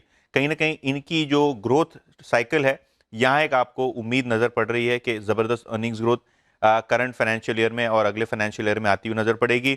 जियो की बात करें तो ऑब्वियसली आईपीओ किसी भी वक्त फाइल होके आईपीओ की तैयारी हो रही है साल 2026 में, और आरपू में भी आपको एक सुधार देखने को मिल सकता है, क्योंकि ब्रोकरेज कम्युनिटी एक्सपेक्ट कर रही है कि एक टेलीकॉम टैरिफ हाइक होगी यहाँ फिर से एक बार। और अगर हम बात करें O2C कारोबार की, तो सिंगापुर GRMs में हमने एक जबरदस्त तेजी देखी है। डीजल क्रैक्स में भी बहुत ही जबरदस्त इंप्रूवमेंट है, जिसके कारण ये बिजनेस भी काफी अच्छी तरीके से आपको रिकवर करता हुआ दिखाई पड़ेगा अपने अर्निंग्स के लिहाज से। और आखिर में रिटेल बिजनेस की बात करें तो GST cut, income tax cut के बाद यहाँ भी एक कंजम्पशन बूस्टर आपको मिलता हुआ नजर पड़ेगा। और आखिर में जो न्यू एनर्जी बिजनेस है, यहाँ भी आपको जबरदस्त प्रदर्शन की उम्मीद है 2026 में। तो ऑल सिलेंडर्स फायरिंग, जिसके बाद रिलायंस इंडस्ट्रीज का शेयर्स ऑल टाइम हाई पे आपको लगता हुआ नजर पड़ रहा है। शुक्रिया यतिन फरमाइश करने के लिए कि बीते लगभग 18 महीने में क्या क्या हुआ, क्या क्या ट्रिगर्स थे रिलायंस के साथ। शरद जी, आपका रिलायंस पर टेक क्या है और 1580 पे ट्रेड कर रहा हुआ? हालांकि टेक्निकल पर्सपेक्टिव 10, 5, 20, 50 रुपए इधर उधर होता रहता है, लेकिन मोर और लेस जिस प्रकार के ट्रिगर्स लाइन अप हैं 16 के लिए, 26 के लिए, माफ कीजिएगा, इसके लिए आपका फेयर प्राइस टारगेट क्या है रिलायंस के लिए? जी, हमारा फेयर प्राइस टारगेट लगभग 1750-1800 के आसपास आ रहा है। और मुझे लगता है जैसा अभी यतिन ने भी बोला कि न्यू एनर्जी बिजनेस में अक्रॉस सोलर, हाइड्रोजन, CBM, वो किस टाइप की नीतियों पे और डिटेल करते हैं जो काफी समय से बाजार वेट कर रहा है। तो मुझे लगता है वो एक वैल्यू अनलॉकिंग का बहुत बड़ा पोटेंशियल होगा। प्लस ऑब्वियसली जियो और रिटेल वाले वेंचर्स की लिस्टिंग भी एक एडेड ट्रिगर है। लेकिन मेरे हिसाब से बड़ा वैल्यूएशन अपटेक अगर रिन्यूएबल एनर्जी या अल्टरनेट एनर्जी में जो कंक्रीटाइज होते हैं प्लान्स, वो काफी बड़ा उत्साह पैदा कर सकते हैं या अपसाइड क्रिएट कर सकते हैं वैल्यूएशन में। करेंटली हम लोग 1750-1800 रुपए तक के वैल्यूएशन पकड़ के चल रहे हैं 1-1.5 साल में SOTP के बेसिस पे। ओके, चलिए आप बताते हैं आपको चार का चौका का सीक्वेंस। सबसे पहले सस्ता ऑप्शन लेंगे हम आशीष बहेती जी से, फिर चलेंगे राजेश पालवे जी के पास FNO सुपरस्टार के लिए, चार्ट का चमत्कार के लिए सौमिल के पास चलेंगे, और मिड कैप फंडा के लिए शरद जी के पास। तो आशीष जी बताइए आपका सस्ता ऑप्शन। मैक्स फाइनेंशियल यहाँ पे मूवमेंट फॉर्म बना है और इंश्योरेंस एज अ स्पेस भी काफी अट्रैक्टिव लग रहा है। तो MFSL की 1720 की कॉल में खरीदारी की सलाह रहेगी। 39 के करीब ट्रेड कर रही है। जो स्टॉप लॉस इसमें मेंटेन करना है और 31 का SL मेंटेन करे। ऊपर में जो टारगेट रहेंगे 50 और 60 तक के इसमें देखने को मिल सकते हैं। ओके, मैक्स फाइनेंशियल ये होगी सस्ता ऑप्शन में आशीष जी के पिक। FNO सुपरस्टार के लिए राजेश पालविया, आपने क्या चुना है? तो श्रेया जी, यहाँ पे डिलीवरी पे बाय करने की सलाह है। स्टॉक में अगर हम देखें तो एक करेक्शन के बाद स्टॉक में लोअर साइड पे कंसोलिडेशन का यहाँ पे ब्रेकआउट आते हुए दिख रहा है। स्टॉक में डेली चार्ट पे देखें तो एक कॉन्ट्रैक्टिंग ट्रायंगल का ब्रेकआउट आज रजिस्टर होते हुए दिख रहा है। स्टॉक 20 डे मूविंग एवरेज को भी सरपास करने में कामयाब हुआ है। तो डिलीवरी फ्यूचर पे बाय करने की सलाह है। अपसाइड के टारगेट 425 430 की तरफ आते हुए दिख सकते हैं। ऑन द डाउन साइड 406 के आसपास स्टॉप लॉस रखने होंगे। राजेश जी, क्या वक्त पे आपने इस स्टॉक को मार्क किया? क्या वक्त पे, क्या खूबी से अगर आप देखेंगे स्टॉक, अभी मैं जस्ट देख रहा था एक ब्रेकआउट आया था टुडे में, इसने अभी चैनल को पूरी क्रॉस किया है, मल्टी डे चैनल को 410 पे बाय कॉल है। सौमिल, आपका आज का चार्ट का चमत्कार? मेरा कॉल होगा अल्ट्राटेक सीमेंट पे। सीमेंट पे बहुत ही अच्छा लग रहा है और यहाँ पर एक inverted head and shoulder pattern भी ऊपर की तरफ टूटा है। तो अल्ट्राटेक सीमेंट में बेसिकली 200 डेली मूविंग एवरेज के ऊपर चल रहा है फ्रॉम लास्ट थर्सडे। यहाँ पे एक डाउनवर्ड स्लोपिंग ट्रेंड लाइन भी ऊपर की तरफ टूटी है। Great setup. यहाँ पर मुझे लगता है कि एक 11,800 के आसपास एक स्टॉप लॉस रख के ऊपर में 12,600 का टारगेट रख सकते हैं। ओके, चलिए अब शरद जी के पास चला जाए मिड कैप फंडा के लिए। शरद जी बताइए। जी, हमारा आज का मिड कैप फंडा होगा एक्मे सोलर। लगभग 14-14,500 करोड़ के आसपास का मार्केट कैप है। कंपनी ने पिछले कुछ समय में जो रैंप अप किया है वो भी काफी काबिले तारीफ रहा है। 2-2.5 गीगावाट तक ऑलरेडी कैपेसिटी पहुंच गई है। अगले 2 साल में, 1.5 साल में हम उम्मीद कर रहे हैं कि ये बढ़ के 5.5-6 गीगावाट तक पहुंच जाएगी। कंपनी BESS, FDRE और हाइब्रिड मॉडल्स ये सब पे काम कर रही है, जहाँ प्रोबेबली जो स्टैंडर्ड मॉडल्स हैं उससे उनकी मार्जिन ज्यादा है। IPC खुद इनके कंट्रोल में रहता है, तो वो भी एक एडेड एडवांटेज है। तो 2 टाइम डेट टू इक्विटी है, हमें लगता है बहुत प्रॉब्लमेटिक नहीं है और कंपनी आसानी से इसको हैंडल कर लेगी, क्योंकि कैश फ्लो वगैरह जैसे जैसे प्रोजेक्ट ऑपरेशनलाइज होते हैं काफी इंप्रूव होंगे। तो अगले 2 साल में तो हम काफी बढ़िया ग्रोथ की उम्मीद कर रहे हैं। अगले साल हमें लगता है टॉप लाइन लगभग 70-80% और बॉटम लाइन में 38-40% जैसी ग्रोथ आनी चाहिए। तो अगले साल कंपनी लगभग 11 रुपए के आसपास की अर्निंग्स डिक्लेयर करेगी और 30-35 का मल्टीपल मिलना बहुत मुश्किल नहीं होना चाहिए, क्योंकि उसके बियॉन्ड भी ग्रोथ रेट्स ऐसे ही रहने वाले हैं। तो हमें लगता है रादर और इम्प्रूव भी हो सकते हैं। तो हमें लगता है 30-35 का मल्टीपल अगर मिलता है तो स्टार्ट विद 350 रुपए के लक्ष्य के हिसाब से एक्मे सोलर, और उसके बियॉन्ड एक मल्टीबैगर की तरह। ओके, एक्मे सोलर अच्छा लग रहा है शरद अवस्थी जी को मिड कैप फंडा में। 4 का चौका का एक रिकैप आपके लिए लेकर आती हूँ। तो सस्ता ऑप्शन हमने लिया आशीष बहिती जी से। मैक्स फाइनेंशियल की 1720 की कॉल लेने की बात कही गई है। 60 के टारगेट देख रहे हैं वो, 31 का स्टॉप लॉस लगाना है आपको। FNO सुपरस्टार के लिए राजेश पालविया जी दाव लगा रहे हैं डिलीवरी के, फ्यूचर्स में खरीदारी की राय है उनकी तरफ से, और 430 के टारगेट देख रहे हो, 406 का स्टॉप लॉस मेंटेन कीजिए। चार्ट का चमत्कार में सोमिल जी को पसंद आ रहा है अल्ट्राटेक सीमेंट, और सीमेंट एज ए स्पेस अच्छा परफॉर्म करता हुआ मैक्सिमम स्टॉक्स अप पर आते दिख रहे हैं आपको। तो 12,600 के टारगेट देख रहे हैं वो, 11,800 का स्टॉप लॉस जरूर लगाएं। और मिड कैप फंडा में एक्मे सोलर बहुत भारा है। शरद अवस्थी जी को 350 के टारगेट है, खरीदारी की राय उनकी तरफ से। लेकिन अब बात करते हैं NBFC स्पेस की। अब देखिए Q3 NBFCs के लिए कैसे रहेंगे उस पर खास चर्चा कर लेते हैं, क्योंकि मोतीलाल ओसवाल की एक रिपोर्ट आई है और उसमें ये कहा गया है कि NBFCs में गोल्ड फाइनेंस और व्हीकल फाइनेंस कंपनियों के AUM ग्रोथ मजबूत रह सकते हैं। लेकिन कौन से कंपनीज थोड़ा बैकफुट पे रह सकते हैं, कौन से कंपनीज को आपको रखना है रडार पर, ये थोड़ा डिटेल में और अच्छे से समझ लेते हैं कंचन नौटियाल से। कंचन, गुड आफ्टरनून, बताएं मोतीलाल ओसवाल की रिपोर्ट में क्या कहा गया है। गुड आफ्टरनून श्रेया, जैसे कि आपने भी बोला और आज हम देखें तो एज अ स्पेस ये काफ़ी ज़्यादा बज़ में भी है, बिकॉज Q3 के जो अपडेट्स हैं कुछ कंपनीज ने प्रेजेंट किए हैं। अगर इस टाइम पे Q3 की AUM ग्रोथ देखी जाए तो साल दर साल माना ये जा रहा है कि 15% की ग्रोथ देखने को मिल सकती है और क्वार्टरली बेसिस में 3% की ग्रोथ का अनुमान जताया जा रहा है। एज अ स्पेस अगर बात करी जाए तो देखिए गोल्ड में, व्हीकल फाइनेंस में और डाइवर्सिफाइड NBFCs में हमें एक मजबूत जो मोमेंटम है वो देखने को मिल सकता है। लेकिन एट द सेम टाइम अगर बात करें फ्लिप साइड की, तो हमें जो माइक्रो फाइनेंस है और साथ में जो हाउसिंग फाइनेंस कंपनीज है, यहाँ पे जो थोड़ी सी स्लगिशनेस है वो आती हुई दिखाई दे सकती है। गोल्ड और व्हीकल की बात करी जाए तो यहाँ पे सबसे ज्यादा ग्रोथ है। AUM ग्रोथ की बात करी जाए तो साल दर साल गोल्ड में हमें 39% की ग्रोथ जो है देखने को मिल सकती है। वहीं अगर हम बात करें व्हीकल फाइनेंस की, तो यहाँ पे देखिए जो फेस्टिव डिमांड थी वहां से एक अच्छा खासा बूस्ट मिला है, GST कट का बूस्ट मिला है और जो पेंटअप डिमांड है उससे भी एक अच्छी खासी जो रिकवरी है वो आती हुई दिखाई दी है।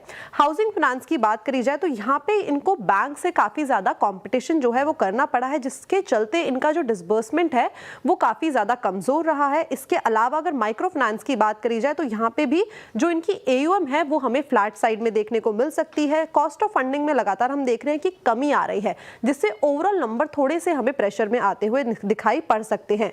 अब बात कर लेते हैं ओवरऑल, तो व्हीकल फाइनेंस और AHFC के जो निम्स है यहाँ पे बढ़ोतरी की संभावनाएं जताई जा रही है। बड़े जो HFCs हैं और कुछ गोल्ड लेंडर्स हैं उनके मार्जिन्स में थोड़ा सा दबाव आ सकता है। Asset quality all over stable रह सकती है। अगर मुनाफे की बात करी जाए तो साल दर साल 26% की बढ़त की एक्सपेक्टेशन है और क्वार्टरली बेसिस पे 6% की एक्सपेक्टेशन है। टॉप पिक्स की बात कर लेते हैं तो यहाँ पे व्हीकल फाइनेंस, गोल्ड फाइनेंस और डाइवर्सिफाइड NBFC, और अगर स्टॉक स्पेसिफिक बात करें तो SHFL और श्रीराम फाइनेंस की बात कर ले, और PNB हाउसिंग फाइनेंस और साथ ही साथ AB कैपिटल में यहाँ पे मजबूती देखने को मिल सकती है। शुक्रिया कंचन। तो ये कुछ स्टॉक्स जहां पर मोतीलाल ओसवाल पॉजिटिव हैं। एक छोटा सा ब्रेक लेंगे। मार्केट में रिकवरी आ रही है, डे लो से अच्छी खासी रिकवरी है। इनफैक्ट एक बार इंटरडे लेकर आइए निफ्टी का, और 26,210 से एकदम से 60 पॉइंट की रिकवरी आई है। जैसे लोग शॉर्ट होते हैं मार्केट में रिकवरी आ जाती है। ये है थोड़ा ट्रैपिंग मार्केट है, बेसिकली ट्रैप कर रहा है दोनों साइड। सुबह लॉन्ग्स को ट्रैप किया, आई थिंक अब शायद शॉर्ट को ट्रैप करने की बारी आई। एडवांस डिक्लाइन हालांकि अभी भी थोड़ा सा वीक ही है। एक ब्रेक ले रहे हैं, उसके बाद हमारे साथ कोटक महिंद्रा AMC के CIO हर्षा उपाध्याय जुड़ेंगे। Welcome back. 26,271 पर निफ्टी इस समय, जैसे मैं कह रहा था कि बात करेंगे अब हम थोड़ा लॉन्ग टर्म मार्केट आउटलुक की। कोटक महिंद्रा एएमसी के CIO हर्षा उपाध्याय हमारे साथ जुड़े हैं। हर्षा जी, गुड आफ्टरनून। सबसे पहले तो happy new year. I think इस साल की हमारी पहली कॉन्वर्सेशन है। बताइए 2026 आपके हिसाब से इन्वेस्टर्स के लिए कैसा रह सकता है? Happy new year to you Anuj and to viewers. देखिए, जैसे हमने पहले भी डिस्कस किया था कुछ और शो में, हमें लगता है कि यहाँ से अर्निंग्स आउटलुक बेहतर होना चाहिए। अगर फर्स्ट हाफ का अगर अर्निंग्स आउटलुक देखते हैं निफ्टी का, वो करीब करीब 4 से 5% ईयर ऑन ईयर ग्रोथ था। वहां से बढ़कर हमें लगता है कि ये मिड टीन्स तक पहुंचना चाहिए। Second half will be better and sequentially हमें लगता है कि फाइनेंशियल ईयर 27 भी बेटर रहेगा। तो उसी उम्मीद में लगता है कि जो वैल्यूएशन करेक्शन एक तरफ से साइडवेज मार्केट में हुआ है पिछले करीब 5 तिमाही में, उसके वजह से भी मार्केट में एक तरफ से एक डाउनसाइड सपोर्ट आ चुका है। अगर वो अर्निंग्स ग्रोथ का जो एक्सपेक्टेशन है वो अगर प्ले आउट होता है तो 2026-25 से बेहतर होना चाहिए। जी नमस्कार, वीरेंद्र बोल रहा हूँ। मेरी तरफ से भी आपको अग्रिम नववर्ष की शुभकामनाएं। अभी लगभग 20 रोज पहले जब एक्सिस बैंक ने कमेंट किया कि जनाब हमारी जो NIMs की रिकवरी साइकिल है वो डिफर हो जाएगी 6 महीने से, लेकिन आज सुबह में जब मैं क्वार्टरली अपडेट्स दिख रहा हूँ, बहुत सारे बैंकों के तो अच्छे डिपॉजिट्स। दूसरी बात, low cost deposit that CASA वो सब्सटेंशियली जंप कर रहा है। कासा में जंप आपको थोड़ा सा सरप्राइज कर रहा है क्या? और ऐसे में जिस प्रकार के मार्जिन्स की पिक्चर इस क्वार्टर के लिए बन रही है, क्या बैंक्स ही लीड करेंगे अगर इस प्रकार के क्वार्टरली अपडेट्स नंबर्स पे ट्रांसलेट हो गए तो एक्चुअल? देखिए, जरूर क्रेडिट ग्रोथ में थोड़ा बहुत बेहतर नंबर्स देखने को मिले हैं और कासा में भी सेलेक्टिवली बेहतर नंबर्स दिखाई दिए हैं। लेकिन जरूर ये भी याद रखना है कि हमें जो लेंडिंग रेट्स में कटौती हुई है तो उसके वजह से थोड़ा बहुत निम पे प्रेशर हो सकता है, भले ना नेगेटिव इम्पैक्ट नहीं रहे, बट एटलीस्ट यहाँ से इम्प्रूवमेंट तो नेट इंटरेस्ट मार्जिन्स में आना मुश्किल लगता है।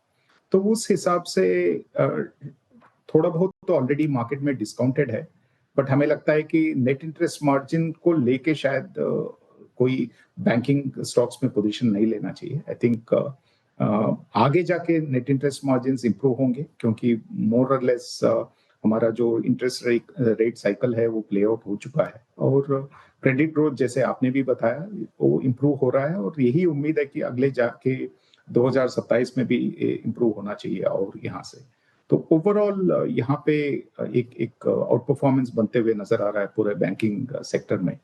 इनफैक्ट अगर पिछले 6 महीने भी देखेंगे तो most of the banking stocks have out perform. वही ट्रेंड मेरे हिसाब से कंटिन्यू होना चाहिए। काफ़ी ऑप्टिमिस्टिक हैं आप बैंकिंग स्पेस को लेकर। हर्षा जी, गुड आफ्टरनून। श्रेया बात कर रही हूँ। लेकिन सर, अगर मैं आपसे पूछूं कि बैंक्स के अलावा आपको कौन से स्पेस लगते हैं जो कि 2026 में अच्छा करेंगे, तो वो कौन सा स्पेस होगा? श्रेया, देखिए, बैंक के अलावा NBFCs पे भी हमारा आउटलुक पॉजिटिव है। वहाँ पे भी आपको बेहतर नतीजे दिखेंगे और वहाँ पे शायद लेंडिंग रेट का जो कटौती हुआ है उसका ज्यादा नेगेटिव इम्पैक्ट नहीं दिखेगा क्योंकि काफी सारे NBFCs में फिक्स रेट पे भी लोन्स दिए जाते हैं, तो वहाँ पे शायद इतने प्रेशर नेट इंटरेस्ट मार्जिन्स पे नहीं दिखाई देंगे। उसके अलावा हमें लगता है कि ऑटोमोबाइल सेक्टर में 2 व्हीलर्स हो या 4 व्हीलर्स हो, नंबर्स तो बहुत स्ट्रांग आ रहे हैं। वही वॉल्यूम मोमेंटम कंटिन्यू होना चाहिए हमें लगता है क्योंकि जो GST का रीजिग हुआ है वो एक स्ट्रक्चरल पॉजिटिव रिफॉर्म है और पिछले कुछ क्वार्टर्स में ओवरऑल ऑटो सेक्टर में कुछ खास वॉल्यूम ग्रोथ नहीं आया था और ये स्ट्रक्चरल रिफॉर्म के बाद और कुछ जो नए प्रोडक्ट लॉन्च हो रहे हैं उसके सब चलते हुए हमें लगता है कि ये जो मोमेंटम एक तरफ से आया है वॉल्यूम ग्रोथ में वो कंटिन्यू होना चाहिए। तो वो भी एक सेक्टर है जहाँ पे आउट परफॉर्मेंस कंटिन्यू हो सकता है। उसके अलावा कंजम्पशन सर्विसेज में हमें लगता है कि एक तरफ से अच्छा खासा कंसोलिडेशन हो चुका है। 2026 शुरुआत में अच्छे परफॉर्मेंस दिए थे कंज्यूमर सर्विसेज कंपनीज, बट दूसरे हाफ में शायद इतने अच्छे परफॉर्मेंस नहीं आया, काफी अंडर परफॉर्मेंस भी था। तो ओवरऑल एक तरफ से कंसोलिडेशन हो गया है जो मार्केट में भी देखने को मिला है। तो इस साल हमें लगता है कि क्विक कॉमर्स कंपनीज जो हैं वहाँ पे पॉजिटिव आउट परफॉर्मेंस आना चाहिए। हर्षा जी, ये आईटी में आज बड़ी गिरावट आई, क्या कोई स्पेसिफिक कारण है और आपका इस समय फंड में क्या व्यू है आईटी को लेकर? फंड में हमारा ओवरऑल अंडरवेट पोजीशन है आईटी सेक्टर पे। हमें लगता है कि आज का जो गिरावट है वो शायद यूएस को देखते हुए आया है, क्योंकि एक कमेंट प्रेसिडेंट ट्रम्प से ये भी आया था कि हम इंडिया के ऊपर और टैरिफ इंक्रीज कर सकते हैं। भले वो आईटी सर्विसेज पे कोई टैरिफ नहीं है आज के दिन में, लेकिन ऐसे जो कमेंट्स आते हैं बीच बीच में कि हम और टैरिफ लगाने की सोच रहे हैं, या जो इंडिकेट करता है कि ट्रेड रिलेशनशिप अभी भी सुधरा नहीं है और नेगेटिव हो सकता है। तो यही कारण हो सकता है कि लोगों को लगता है शायद और नया कुछ नेगेटिव ना आ जाए आईटी सर्विसेज पे। ये एक रीजन हो सकता है। दूसरा यही है कि इस क्वार्टर का अर्निंग सीजन अभी स्टार्ट होने वाला है और सबका एक्सपेक्टेशन यही है कि कुछ खास इंप्रूवमेंट शायद सेक्टर में नहीं दिखाई देगा अर्निंग्स ग्रोथ को लेके हुए। तो हो सकता है वही है कि कुछ पॉजिटिव न्यूज नहीं है और हो सकता है कि कुछ नेगेटिव आ जाए, वो एक आशंका बनी हुई है, इसलिए शायद आज के मार्केट में गिरावट देखने को मिला है। हर्षा जी, एक और चीज़ है, 2026 की शुरुआत में ही इस वेनेजुएला वाले मैटर ने पूरे वर्ल्ड को हिला कर रख दिया एक तरीके से, अगर आप देखें तो। और जो पॉलिटिकल टेंशन्स जो हैं वो सेटल डाउन नहीं हो पा रही हैं और ये एक नए सिरे से शुरू हुई हैं। डिफेंस ने आज एक बहुत सधा हुआ रिएक्शन दिया है। जस्ट प्रायर टू बजट से पहले डिफेंस स्टॉक्स में एक बार फिर से रेलवे मूव आ रहा है, लेकिन मैं ज़्यादा केंद्रित इस डिस्कशन में डिफेंस पे हूँ। आपका टेक क्या है इस वक्त डिफेंस पे? वीरेंद्र जी, देखिए डिफेंस पे तो लॉन्ग टर्म और मीडियम टर्म में ग्रोथ पे कोई नेगेटिव ओपिनियन है ही नहीं। डेफिनेटली यहाँ पे अच्छा खासा सेक्युलर ग्रोथ देखना चाहिए। उसके अलावा सेलेक्टिवली वैल्यूएशंस महंगे हैं कुछ डिफेंस स्टॉक्स में, तो इसलिए शायद एक टॉप डाउन व्यू लेना मुश्किल होता है इस सेक्टर में। भले medium to long term growth trajectory बहुत अच्छा दिख रहा है, लेकिन वैल्यूएशंस भी काफी हद तक डिस्काउंट करते हैं। तो इसलिए एक बॉटम अप सेलेक्टिव अप्रोच रखने पड़ेंगे। और हमारे पोर्टफोलियोज में भी अगर आप देखेंगे तो कुछ ना कुछ डिफेंस स्टॉक्स हैं, लेकिन ओवरऑल ऐसे बहुत बड़ा ओवरवेट भी नहीं है, तो सेलेक्टिवली हम इस सेक्टर को प्ले कर रहे हैं। डिफेंस स्पेस को लेकर सिलेक्टिव है हर्षा जी, लेकिन एफएमसीजी को लेकर आपका क्या व्यू है? क्वार्टर 3 अपडेट आए, मैरिको के ठीक ठाक नजर आए, आईटीसी उस खबर के बाद टूटा, एडिशनल एक्साइज ड्यूटी और फिर एनसीसीडी, लेकिन उसके बाद फिर एक रिकवरी भी आई और कुछ परफॉर्मेंस, कुछ काउंटर्स ठीक ठाक भी कर रहे हैं। तो सवाल मेरा आपसे ये है कि 2025 का लूजर क्या 2026 में विनर बन के उभरेगा? आपका व्यू? देखिए, एटलीस्ट फंडामेंटल्स को देखते हुए ऐसे तो व्यू बनाना मुश्किल है कि 2026 में एक तरफ से बहुत डिफरेंट परफॉर्मेंस एफएमसीजी सेक्टर से आ सकता है, ये उम्मीद रखना बहुत मुश्किल लग रहा है, क्योंकि ना वॉल्यूम ग्रोथ में कोई रिकवरी है, ना अर्निंग्स ग्रोथ में कोई रिकवरी का संभावना है। मैं तो ये पूरा सेक्टर की बात कर रहा हूँ, एक दो कंपनीज अलग हो सकते हैं, लेकिन अगर ओवरऑल एफएमसीजी देखेंगे तो वही आपको नजर आएगा। उससे बेहतर है, हमें लगता है कि कंज्यूमर डिस्क्रिशनरी जो सेगमेंट्स हैं, जिसमें मैं ऑटोमोबाइल्स को भी इंक्लूड करता हूँ, कंज्यूमर ड्यूरेबल्स भी शायद ठीक करेंगे 2026 में, या कंज्यूमर सर्विसेज में आप कुछ अट्रैक्टिव इन्वेस्टमेंट अपॉर्चुनिटीज देख सकते हैं। लेकिन विद इन जो कंजम्पशन बास्केट है उसमें हमें लगता है कि एफएमसीजी अभी भी कुछ ऐसे इम्प्रूवमेंट नहीं दिखाई दे रहा है, तो वहां पे अंडर परफॉर्मेंस शायद और कंटिन्यू होगा। मेरी तरफ से आखिरी सवाल, ये 2025 में एक स्पेस में भयंकर करेक्शन हुई, वो थी ईएमएस स्पेस, कहीं 40%, कहीं 50%, कहीं इवन उससे ज़्यादा करेक्शन। इस स्पेस को लेकर कोटक म्यूचुअल फंड का क्या व्यू है?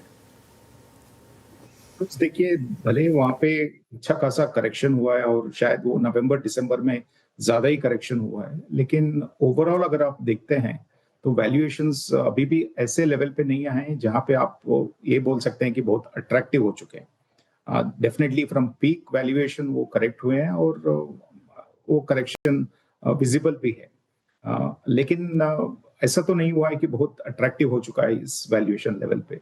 तो हो सकता है कि टैक्टिकली एक पुल बैक आ जाए, लेकिन हमें लगता है कि यहाँ पे थोड़ा बहुत कंसोलिडेशन कंटिन्यू होगा। एटलीस्ट फर्स्ट हाफ जो है 2026 का, वहाँ पे बहुत बड़ा सस्टेन्ड आउट परफॉर्मेंस नहीं दिखाई दे रहा है। बाद में जाके शायद जब 2027 का डिस्काउंटिंग थोड़ा बहुत होने लगेगा, शायद वहाँ पे स्टॉक्स स्टेबलाइज होंगे। लेकिन ट्रेडर्स के लिए हो सकता है कि मौका मिले, क्योंकि अच्छा खासा करेक्शन हुआ है। अगर मार्केट एक तरफ से स्टेबलाइज होता है या अपवर्ड मोमेंटम रखता है, तो जहां जहां पे भी सीवियर करेक्शन हुआ है वहां पे एक पुल बैक रैली आ सकता है। हर्षा जी, आखिरी प्रश्न पूछूंगा। यहाँ पे कमोडिटीज में अब 2-3 धड़े हैं। आई मीन मेटल्स में इंडस्ट्रियल मेटल्स, या तो हम इसको भी खेले 2026 में, आई मीन, या फिर जिस तरीके के क्रूड के आई मीन जो डायनेमिक्स डेवलप हो रहे हैं 2026 के लिए, कहा जा रहा है काफ़ी लोअर ट्रैजेक्टरीज में आ सकता है 50, 45, 52। ऐसे में कौन सी मतलब थीम को आप खेलना चाहेंगे? आप मेटल्स को खेलना चाहेंगे, क्रूड के जरिए आप OMCs को खेलना चाहेंगे, या फिर stocks like Asian paints, Pidilite, इस थीम को प्ले कैसे करना चाहिए आपके मुताबिक? सेलेक्टिवली हम मेटल्स को पोर्टफोलियो में प्ले कर रहे हैं। फेरस और नॉन फेरस दोनों सेगमेंट से कुछ स्टॉक्स अपने पोर्टफोलियोज में हैं। भले ग्लोबल डिमांड में कोई ऐसा बदलाव नहीं है, लेकिन हो सकता है कि सप्लाई साइड कंस्ट्रेंट जो हैं वो बढ़े। एक तो काफी सारे जो जियोपॉलिटिकल इश्यूज हैं उसके वजह से सप्लाई कंस्ट्रेंट्स बढ़ सकते हैं। सेकंड, जो एंटी इन्वोल्यूशन पॉलिसी है चाइना का, उससे भी कुछ सेगमेंट में एटलीस्ट कैपेसिटी कम होने का एक्सपेक्टेशंस है, इसलिए भी शायद प्राइसेस एक तरफ से फर्म रहेंगे। तो और डोमेस्टिक जो आउटलुक है डिमांड के लिए मेटल्स का, वो भी एक तरफ से स्टेबल टू बेटर आउटलुक है। तो ओवरऑल आई थिंक यहाँ पे थोड़ा बहुत पोजीशन मेटल्स में बनाना सही रहेगा। और जैसे आपने बोला क्रूड ऑयल का, वहाँ पे उम्मीद तो यही है कि क्रूड ऑयल यहाँ से करेक्ट होना चाहिए, क्योंकि ग्लोबली ऐसा कोई पॉजिटिव फैक्टर नहीं है डिमांड बढ़ने का, और शायद सप्लाई साइड में जो कंस्ट्रेंट्स पहले देखे गए थे वो शायद नहीं रहेंगे। फॉर एग्जांपल, अगर आप देखेंगे वेनेजुएला एक जमाने में एक अच्छा खासा एक्सपोर्टर था मार्केट में, और पिछले कुछ सालों में वो नहीं रहा है। इकोनॉमिक सैंक्शंस हुए, मिसमैनेजमेंट हुए, काफी सारे इश्यूज के वजह से वो आज के दिन में less than 1 million barrels per day का एक्सपोर्ट्स है, जो 1% से भी कम है ओवरऑल ग्लोबल एक्सपोर्ट्स को अगर आप देखते हैं। आगे जाके अगर यूएस कंपनीज का री एंट्री होता है वेनेजुएला में और प्रोडक्शन वहाँ पे इंक्रीज होता है, तो वो ओवरऑल ग्लोबल मार्केट के लिए सप्लाई तो डेफिनेटली इंक्रीज होगा और उससे प्राइसेस नीचे होने चाहिए। तो हमें लगता है कि oil marketing companies will be the best way to play that expectation. उसके अलावा जैसे आपने बोला, काफी सारी ऐसे कंपनीज है जो क्रूड ऑयल डेरिवेटिव्स होते हैं रॉ मटेरियल साइड में, वहाँ पे अगर कॉस्ट कम होता है तो वहाँ पे भी मार्जिन्स में पॉजिटिव इम्पैक्ट आएगा। लेकिन सबसे बेहतर तो हमें लगता है कि ऑयल मार्केटिंग कंपनीज प्ले कर। OMCs। हर्षा जी, बहुत बहुत शुक्रिया, आप इस कार्यक्रम में शामिल हुए और सभी सेक्टर्स पर अपनी राय रखी आपने, बहुत बहुत शुक्रिया। लौटते हैं इंडेक्स की तरफ। अनुज, एक रिकवरी तो है 26,200 और बैंक निफ्टी भी 60,000 के ऊपर, बट कन्विंस कितना कर रहा है ये प्राइस बिहेवियर आपको और इंडेक्स पे व्यू करके लिए अनुज? देखिए Veeru, all sudden done Nifty और बैंक निफ्टी दोनों ने हायर हाई और हायर लो बनाए। आज निफ्टी ने भी ऑल टाइम हाई लगाया, बैंक निफ्टी ने भी ऑल टाइम हाई लगाया, और करेक्शन में दोनों के लोज जो हैं वो फ्राइडे के लो से बेटर रहे। तो एक अप्रोच ये हो सकती है कि भाई ट्रेलिंग स्टॉप लॉस लगानी, और अब आज का लो नया ट्रेलिंग स्टॉप लॉस हो गया, वो अगर आप अप्रोच लेना चाहते हैं तो मतलब बेसिकली ट्रेंड अभी भी इंटैक्ट है।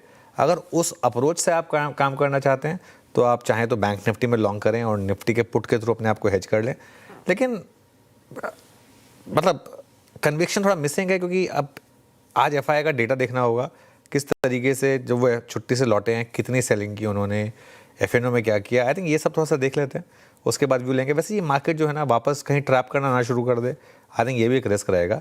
तो खैर anyway, let's wait and watch. Yatin के पास चलते हैं डीलिंग रूम चेक के लिए। Yatin, good afternoon. Good afternoon. और आज दो स्टॉक्स जो डीलर्स फोकस कर रहे हैं उनमें सबसे पहले MCX स्टॉक स्प्लिट हो चुका है, स्टॉक में भी बड़ा रनअप है और डीलर्स को लगता है कि शायद यहाँ एक STBT की ट्रेड बन सकती है, क्योंकि ओपन इंटरेस्ट लगभग आज 5% बढ़ा है और सीरीज में पहली दफे आपको एक फ्रेश शॉर्ट पोजीशंस का क्रिएशन करता हुआ दिखा है ट्रेडर साइड पे।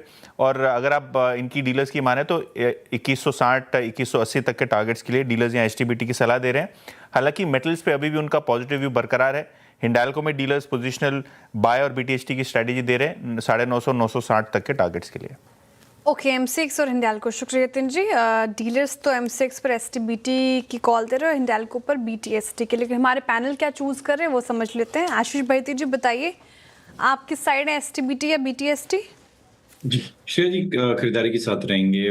पिडिलाइट इंडस्ट्रीज में पोजीशन बना के जाने की सलाह रहेगी। यहाँ पे भी एक क्लीन ब्रेकआउट देखने मिला है और स्टॉक अपने 200 डेमा को रीगेन करता हुआ देखने मिला, तो 1490 का स्टॉप लॉस लगाकर यहाँ खरीदारी की जा सकती है 1540 तक के टारगेट्स के लिए। पिडिलाइट ये हो गई आशीष जी के पिक। मानस जी, आप क्या कैरी कर रहे हैं?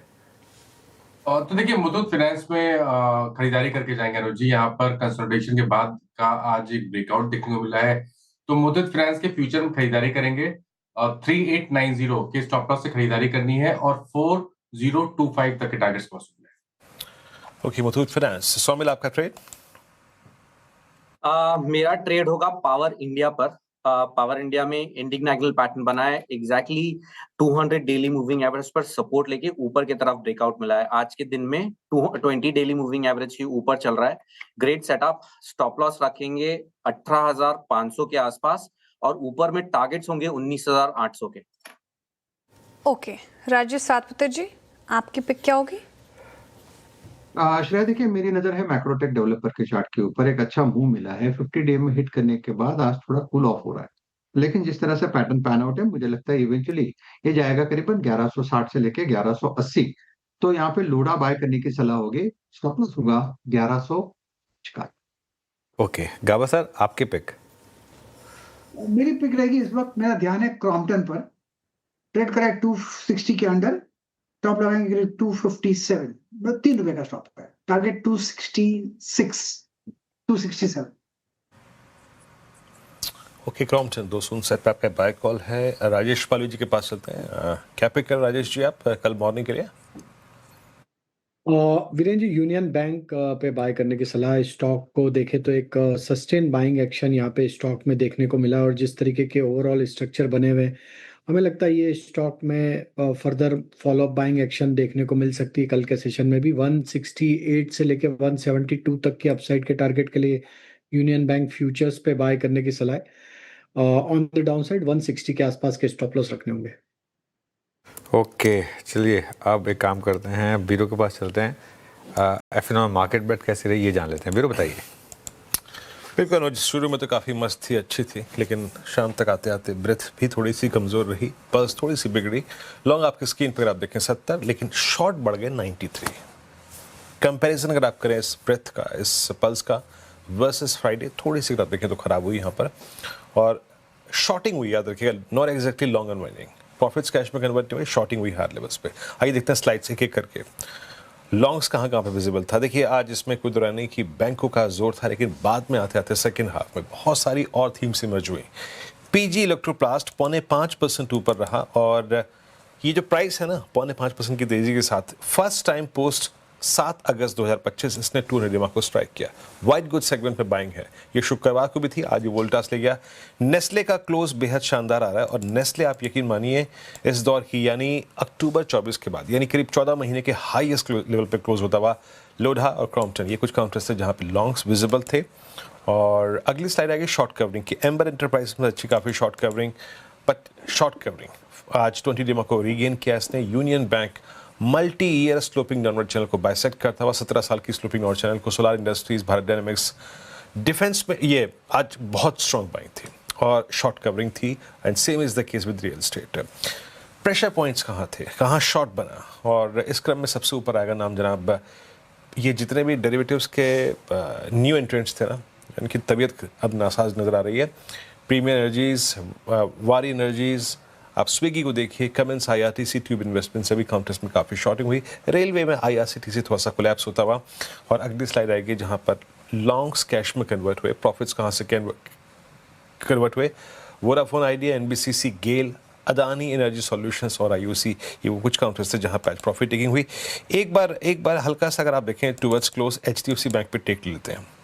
आई मीन टेक्निकली ये कहा जाता है कंप्लीट कैंडल रिवर्सल। अब मैं शाम को जब शायद अनुज हम जब डेटा देखें न जाने इसका क्या इम्पैक्ट होगा, बट आईसीआईसीआई बैंक फिर भी ठीक रहा Anuj, but HDFC bank complete candle reversal है। बिल्कुल कंप्लीट कैंडल रिवर्सल है एचडीएफसी बैंक में। एंड आई थिंक फिर अगर कैंडल की बात की आपने, अगर देख ही लें डेली कैंडल, बेसिकली फ्राइडे की ट्रेड का रिवर्सल है एग्जैक्ट। पूरी की पूरी जो फ्राइडे की कैंडल थी, आई थिंक हमने पूरा का पूरा आज उसी को रिवर्स करा है बेसिकली, है ना। तो ये कहीं ना कहीं एक आपको ये भी बता रहा है कि इस समय हमारे पास एक रिस्क तो रहेगा एफआई सेलिंग का, लेकिन मैं सच बताऊँ ना, मैं इसको थोड़ा पॉजिटिवली ले रहा हूँ, क्योंकि इस तरीके से एचडीएफसी बैंक गिरा, इसके बावजूद बैंक निफ्टी सिर्फ 100 पॉइंट रेड में जा रहा है, तो कहीं ना कहीं बैंक निफ्टी में अभी भी स्ट्रेंथ इंटैक्ट है। बैंक निफ्टी की क्लोज अभी भी 60,000 के ऊपर हो रही है। ये अपने आप में एक बहुत बड़ी बात है कि despite so much negative contribution from HDFC bank, bank Nifty नहीं गिरा इतना, ये अपने आप में एक पॉजिटिव है। हाँ, आईसीआईसीआई बैंक ये नहीं गिरना चाहिए बस, तो लेट्स सी। लेकिन मैं बहुत ज़्यादा नेगेटिव नहीं हूँ अभी भी बैंक निफ्टी पर। जी हाँ, और आईसीआईसीआई बैंक, जी हाँ, वो जो स्पेस जो क्रिएट किया एचडीएफसी बैंक ने, उसको फुलफिल किया। देख सकते हैं मीन्स आईसीआईसीआई बैंक ने 1372 पे, और मेरे ख्याल से पोस्ट 8 दिसंबर पहली बार इतना स्ट्रॉन्ग क्लोज आईसीआईसीआई बैंक का। याद रखिएगा, आज आईसीआईसीआई बैंक ने अपनी जर्नी की स्टार्ट की थी 10 डेमा से 20 डेमा को रीगेन किया, एंड दो बड़े एवरेजेस को 50 को और 100 को रीगेन करके क्लोज हो रहा है। एक कमेंट लेता हूँ आईसीआईसीआई बैंक पे बस। राजेश पालवे जी, आपका टेक आईसीआईसीआई बैंक पे 1372 पे, कंसिडरिंग स्ट्रेंथ और कंसिडरिंग इसकी प्लेसमेंट, क्योंकि अभी भी ये रिवर्सल ट्रेड है, आप कैसे रीड कर रहे हैं आईसीआईसीआई बैंक के इस क्लोज को? तो काफी समय से एक करेक्टिव दौर से गुजरने के बाद यहाँ पे एक अर्ली साइन ऑफ रिवर्सल जरूर बना है। फॉलिंग चैनल का ब्रेकआउट डेली चार्ट पे आते हुए दिखा है, 2050 को क्रॉस किया है, तो हमें लगता है कि यहाँ पे एक एंट्री ली जा सकती है with small stop loss of 1355। ये स्टॉप लॉस को जरूर फॉलो करना होगा। अगर ये स्टॉप लॉस नहीं टूटता है तो हमें लगता है कि ये 1400 की तरफ बढ़ते हुए दिख सकता है अगले 1 या 2 ट्रेडिंग सेशन में। आईसीआईसीआई बैंक पर फिलहाल ये व्यू डेज हाई की तरफ ये क्लोज होता हुआ आईसीआईसीआई बैंक अच्छा परफॉर्म कर रहा है प्राइवेट बैंकिंग स्पेस से। लेकिन अब बात करते हैं मेजर जियोपॉलिटिकल डेवलपमेंट पर। वेनेजुएला पर अमेरिकी एक्शन से तेल का खेल अब पूरी तरीके से बदल सकता है, और सीएनबीसी आवाज लगातार आपको ये खबर बता रहा है। वेनेजुएला के तेल पर पाबंदी हटने से, सैंक्शंस हटने से सप्लाई बढ़ सकती है, और सवाल अब इसमें ये अहम हो जाता है कि इसका भारतीय एनर्जी कंपनियों पर कैसा असर हो सकता है। इसकी तस्वीर समझाने के लिए आशीष मौजूद हैं। आशीष, गुड आफ्टरनून। बताइए, वेनेजुएला पर एक्शन कैसे तेल का खेल बिगाड़ेगा या संभालेगा? बिल्कुल, गुड आफ्टरनून। वैसे तो संभालेगा, फायदा यहाँ पर मेजर इंडियन एनर्जी कंपनीज को आपको देखने को मिलेगा, लेकिन सबसे पहले समझना है कि वेनेजुएला आप देखें तो दुनिया के जो ग्लोबल प्रोडक्शन है इनके पास, जो ऑयल रिजर्व्स हैं वो 18% के हैं, लेकिन आउटपुट है सिर्फ 1% का। कारण ये कि पॉलिटिकल स्टेबिलिटी कभी थी नहीं। अब क्योंकि यूएस ने बता दिया कि चार्ज पूरी तरीके से वो लेंगे, कंट्रोल वो करेंगे, तो अब बाजार यह अनुमान लगाकर चल रहा है कि वहाँ पर जो प्रोजेक्ट्स रुके पड़े थे, अटके पड़े थे, अब वहाँ पर कामकाज आपको देखने को मिलेगा। तो कंपनीज और उसका इम्पैक्ट समझते हैं। सबसे पहले ऑयल मेजर रिलायंस इंडस्ट्रीज, यहाँ पर पॉजिटिव इम्पैक्ट बताया जा रहा है, क्योंकि कारण ये कि वेनेजुएला से तकरीबन 2 मिलियन बैरल प्रति महीने इंपोर्ट करते हैं, और ये सस्ता होता है। अब ये सस्ता होता है, इसी के चलते आप देखें तो इनकी जो जामनगर रिफाइनरी है, यहाँ पर मार्जिन्स बेटर साइड पर आपको देखने को मिलते हैं। ओएनजीसी विदेश, इनके तो काफ़ी सारे प्रोजेक्ट्स में स्टेक है, किसी स्टेक तो करीब 40% के आसपास का है, और माना जा रहा है कि अब तक जो इनके कैश फ्लोज अटके पड़े थे, इसमें करीब $50 करोड़ के आसपास के जो रुके हुए डिविडेंड्स है, अगर प्रोजेक्ट्स रिवाइव होते हैं तो ये मिलना शुरू हो जाएंगे। ऑयल इंडिया और आईओसी, इनको भी फायदा देखने को मिलेगा। कारण ये कि 3.5% के आसपास ये मेजर प्रोजेक्ट्स में होल्ड करके चलते हैं, और वहाँ पर प्रोजेक्ट्स में रिवाइवल होता है तो इनके भी कैश फ्लोज यहाँ पर बेहतर देखने को मिलेंगे। और ऑयल मार्केटिंग कंपनीज जैसे HPCL और BPCL, इन्हें भी आपको अपने रडार पर रखना चाहिए। कारण ये कि वेनेजुएला से इंपोर्ट करते हैं करीब 60,000 से लेके 1 लाख बैरल्स पर दिन, और एवरेज है, औसत के आसपास है। अब यहाँ से अगर आप देखें तो जो लो कॉस्ट एनवायरनमेंट होगा तेल के लिए, ये ऑयल मार्केटिंग कंपनीज को फ़ायदा देखने को मिलता है। लेकिन अब आप सोचेंगे कि खबर अच्छी है, इम्पैक्ट बढ़िया, तो ये सारे स्टॉक्स में ऑफ हाइस की गिरावट क्यों आ गई। लेकिन आप ये समझिए कि 18% अगर इनके पास प्रोडक्शन की कैपेसिटी है, कर नहीं पाते हैं, अगर यहाँ से प्रोजेक्ट्स रिवाइव होते हैं तो एक बात तो श्योर है कि ग्लोबल आउटपुट में बढ़त देखने को मिलेगी, जो सप्लाई है वो बढ़ेगी और ऐसे में जो कीमतें कच्चे तेल की वो घटेंगी और वो इन सभी कंपनीज के लिए कहीं ना कहीं आप देखें तो थोड़ा सा नेगेटिव है। और इसी के चलते हम देख रहे हैं कि ज़्यादातर स्टॉक्स में ऑफ हाइस का एक्शन है आज। ओके, शुक्रिया आशीष ये पूरी तस्वीर समझाने के लिए। तो एक बड़ा रिस्क ये भी है, ग्लोबल प्राइस, क्रूड प्राइस पर दबाव बन सकता है मीडियम टर्म में, तो उसका एक नेगेटिव असर। लेकिन जिस तरीके से आशीष ने बताया, रिलायंस और ओएनजीसी को लेकर एक पॉजिटिव भी खबर है ये। राजेश पालविया जी, ओएनजीसी पर व्यू क्या बन रहा है आपका? डेज हाई से सारे स्टॉक से फिसले, पूरा ऑयल स्पेस देखें आप तो 1% नीचे है। अब ऐसे में चार्ट्स क्या इंडिकेट कर रहे हैं? देखिए, ओएनजीसी में जो ये पुल बैक बना था ऑलमोस्ट अपने 50 डे मूविंग एवरेज के आसपास से वापस सप्लाई फेस करते हुए दिख रहा है। तो हमें लगता है इसके लिए मेजर हर्डल जो बना है वो करीब 245 के आसपास है। जब तक ये लेवल को कंफर्टेबली सरपास नहीं करता है ऑन ए क्लोजिंग बेसिस, हमें लगता है थोड़ा यहाँ पे साइडवेज कंसोलिडेशन रहेगा। ऑन द डाउन साइड 230 इसके लिए अब इम्पोर्टेंट सपोर्ट रहेगा इस करेक्टिव मूव का। तो हमें लगता है थोड़ा वेट करना चाहिए। हायर साइड पे अभी भी सप्लाई जोन बना हुआ है, 230 के आसपास आता है तो वहां पे एक बार रिव्यू करें या वहां पे बाय किया जा सकता है, वो एक अच्छा जोन रहेगा इसको रीएंटर करने के लिए। चलिए, ओएनजीसी पे आपका टेक। डायरेक्टर साहब एक बार एक काम कीजिए, 26 देखिए अब पिक्चर में लगभग 10:30 से लेकर 12:20 के बीच में 26,200 के कॉल राइटर आ गए थे। उन्होंने कल के पर्सपेक्टिव से कॉल सेल करनी शुरू कर दी थी। जरा डायरेक्टर साहब 24,200 की पुट लेके आइए। 2 करोड़ का आउटस्टैंडिंग वाई, बट स्टिल हम कल के लिए बहुत बड़ा वाई कैरी कर रहे हैं 26,200 पे। अब दिखाइए इसके अगेंस्ट 26,300 और 400 की कॉल दिखाइए। बस जस्ट सेंस दे रहा हूँ कि हम कल किस ट्रेजेक्ट्री में अगर जंप कर जाएं गिफ्ट निफ्टी के साथ तो सेफ होंगे और कहाँ गिर गए तो दिक्कत होगी। 300 पे है करीब 2.14 CR का, और एक बार 24,400 पे रखिए। 24,400 पे तो खैर 26,400 पे तो इतना आ गया कि पूछिए मत, और इट्स आई थिंक 1.75। तो एज ऑफ नाउ 200 पर अच्छी कॉल राइटिंग पुट राइटिंग है। 200 एक हमारे लिए बेस के तौर पे काम करेगा। निफ्टी बैंक 60,000 की ट्रेजेक्ट्री को रीगेन करके ले जा रहा है एटलीस्ट क्लोजिंग बेसिस पे, दैट्स गुड। और वाइट गुड सेगमेंट आज, डिफेंस आज और रियल स्टेट आज, ये ऐसी 3 थीम रही जिन्होंने क्लोजिंग बेसिस पे, और in fact real estate ancillary home improvement इस पूरे स्पेस को देखिए वो भी अच्छा है। Astral it's a complete strong, जिसे कहते हैं मीन स्ट्रेंथ वाला पैकेज था। ये सरप्राइज नहीं बोलूँगा क्योंकि ये 4 दिन से भाग रहा है। But Rajesh ji, final comments on Astral, क्योंकि आपने एस्ट्रल में बार बार इस बेस से निकलते हुए ट्रेड को पक किया है। राजेश सतपुते जी, क्या कमेंट रहेगा, क्लोजिंग कमेंट इस पर? जी देखिए, मुझे लगता है कि एस्ट्रल अगर पोजीशन है तो बने रहे। 1494 चल रहा है, इसने अपना 200 डीएमओ को सरपास किया है। सो प्रोबेबली अगर यहाँ से और स्ट्रेंथ दिखाएगा 1500 के ऊपर तो 1520 1550 का टारगेट भी अचीवेबल है। लेकिन इसके लिए आपको एक स्ट्रिक्ट स्टॉप लॉस रखना पड़ेगा। अगर फ्रेश पोजीशन रखनी है तो 1460 1465 के ट्रेजेक्टरी में स्टॉप लॉस रखे, पोजीशन में बने रहे। काउंटर में स्ट्रेंथ तो डेफिनेटली है। ओके, स्ट्रेंथ है 2.5% अप और शानदार मूव्स। 4 मिनट है इस क्लोजिंग कोर में देख रही थी। 26,210 का लो बनाया सर निफ्टी ने आज, और 26,240 पर हम क्लोज हो रहे हैं, उससे मात्र कुछ अंक ऊपर, 84 अंक नीचे। ये क्लोजिंग लग कैसे रही आपको? देखिए, अगर ये वही मार्केट वापस शुरू हो गई थकाने वाली तो बहुत दिक्कत है। मैं कहता हूँ मार्केट थोड़ा ट्रेंडिंग हो जाए, या तो 1 वे अप या 1 वे डाउन। ये इस तरीके की जलेबी मार्केट जो है ना, ये थोड़ा सा दिक्कत क्रिएट करती है और ट्रैप होते हैं इसमें लोग, श्रेया सच बताऊँ तो। और इसमें ना क्या होगा मार्केट में, अब बार बार व्यू भी नहीं बदल सकते ना, अब ना हर आधे घंटे में थोड़ा व्यू बदलेंगे। तो अभी आई थिंक अभी तो वही व्यू है कि एक बार के लिए जब तक आप कल के लो के ऊपर हैं, आज हमने टेक्निकली हायर हाई और हायर लो बनाया। अगर आज का लो कल की ट्रेड में टूट गया, सपोज करिए कल के पहले घंटे की ट्रेड में, दूसरे घंटे के लो में अगर आपने आज का लो तोड़ दिया तो शायद आपको मानना पड़ेगा कि वो अप ट्रेंड अरेस्ट हो गया है। वरना ये हो सकता है एक दिन तंग करके मार्केट वापस मूव करने को तैयार है। लेकिन जो भी है, आज का जो इंडिया विक्स है, पुट ऑप्शंस के प्राइसेस हैं, वो कहीं ना कहीं एक रिस्क फैक्टर जरूर ओपन कर रहे हैं। अब ये जो रशिया वेनेजुएला मामला है, क्या इसी का एक्सटेंशन है या नहीं है, ये पता नहीं। अच्छा, एक चीज़ क्लियर है, अगर आप स्टॉक्स देखें 3-4, मार्केट की अगली थीम जो बैठ रही है ना, वो है क्रूड की गिरावट।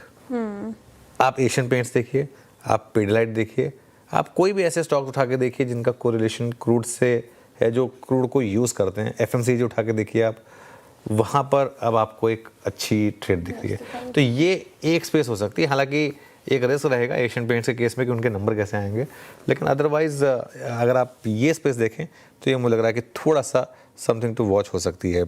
पॉसिबली एक आखिरी चार्ट चेक लेता हूँ और ये लेता हूँ मैं इस यूनियन बैंक पर। यूनियन बैंक करीब 3.5% ऊपर। PSU बैंक्स में सबसे ज़्यादा स्ट्रेंथ यही स्टॉक कैरी करके लेके जा रहा है। सौमिल, इस पर क्या भी होगा? क्या ये BTST कैंडिडेट हो सकता है? एब्सोल्युटली, यहाँ पर union bank one of my favourite ये पैक में से है, और मुझे लगता है कि यहाँ से जो प्रीवियस स्विंग हाइज थे अराउंड 171 172 के, ये एक मीडियम टर्म के टारगेट्स है। अगर आप वेरी शॉर्ट टर्म की बात करें तो मुझे लगता है कि ये एक BTST कैंडिडेट भी हो सकता है जो कल के सेशन में ऊपर खुल सकता है। वेरी शॉर्ट टर्म में 165 166 के आसपास के टारगेट्स बन सकते हैं, लेकिन ओवरऑल मेरे टारगेट्स ऊपर के हैं। एक छोटा सा ट्रायंगल था जो कुछ समय पहले ऊपर की तरफ टूटा है, सो ग्रेट सेटअप, इसमें लॉन्ग रह सकता है डेफिनेटली। ओके, यूनियन बैंक शानदार। वो यहाँ पर अनुज के पास चलते हैं बस क्लोजिंग को देखने के लिए। अनुज, ओवर टू यू। बिल्कुल वीरू, चलिए क्लोजिंग की तरफ बढ़ते हैं। अब स्क्रीन पर 90 पॉइंट नीचे निफ्टी और करीब 140 पॉइंट नीचे बैंक निफ्टी। लेकिन दिक्कत थी आज निफ्टी IT 1.5% का ड्रैग निफ्टी IT की वजह से आज यहाँ पर एक बड़ा इम्पैक्ट आया और इसी ने काफ़ी प्रेशर डाला मार्केट के ऊपर। मिड कैप इंडेक्स करीब 1/4% नीचे था। हालांकि आज स्मॉल कैप में आउट परफॉर्मेंस थी थोड़ी सी, करीब 0.5% स्मॉल कैप ऊपर था। इस वजह से एडवांस डिक्लाइन इतना ख़राब नहीं था। 1095 बढ़ने वाले शेयर और 1870 गिरने वाले शेयर इस समय आपको दिखाई देंगे।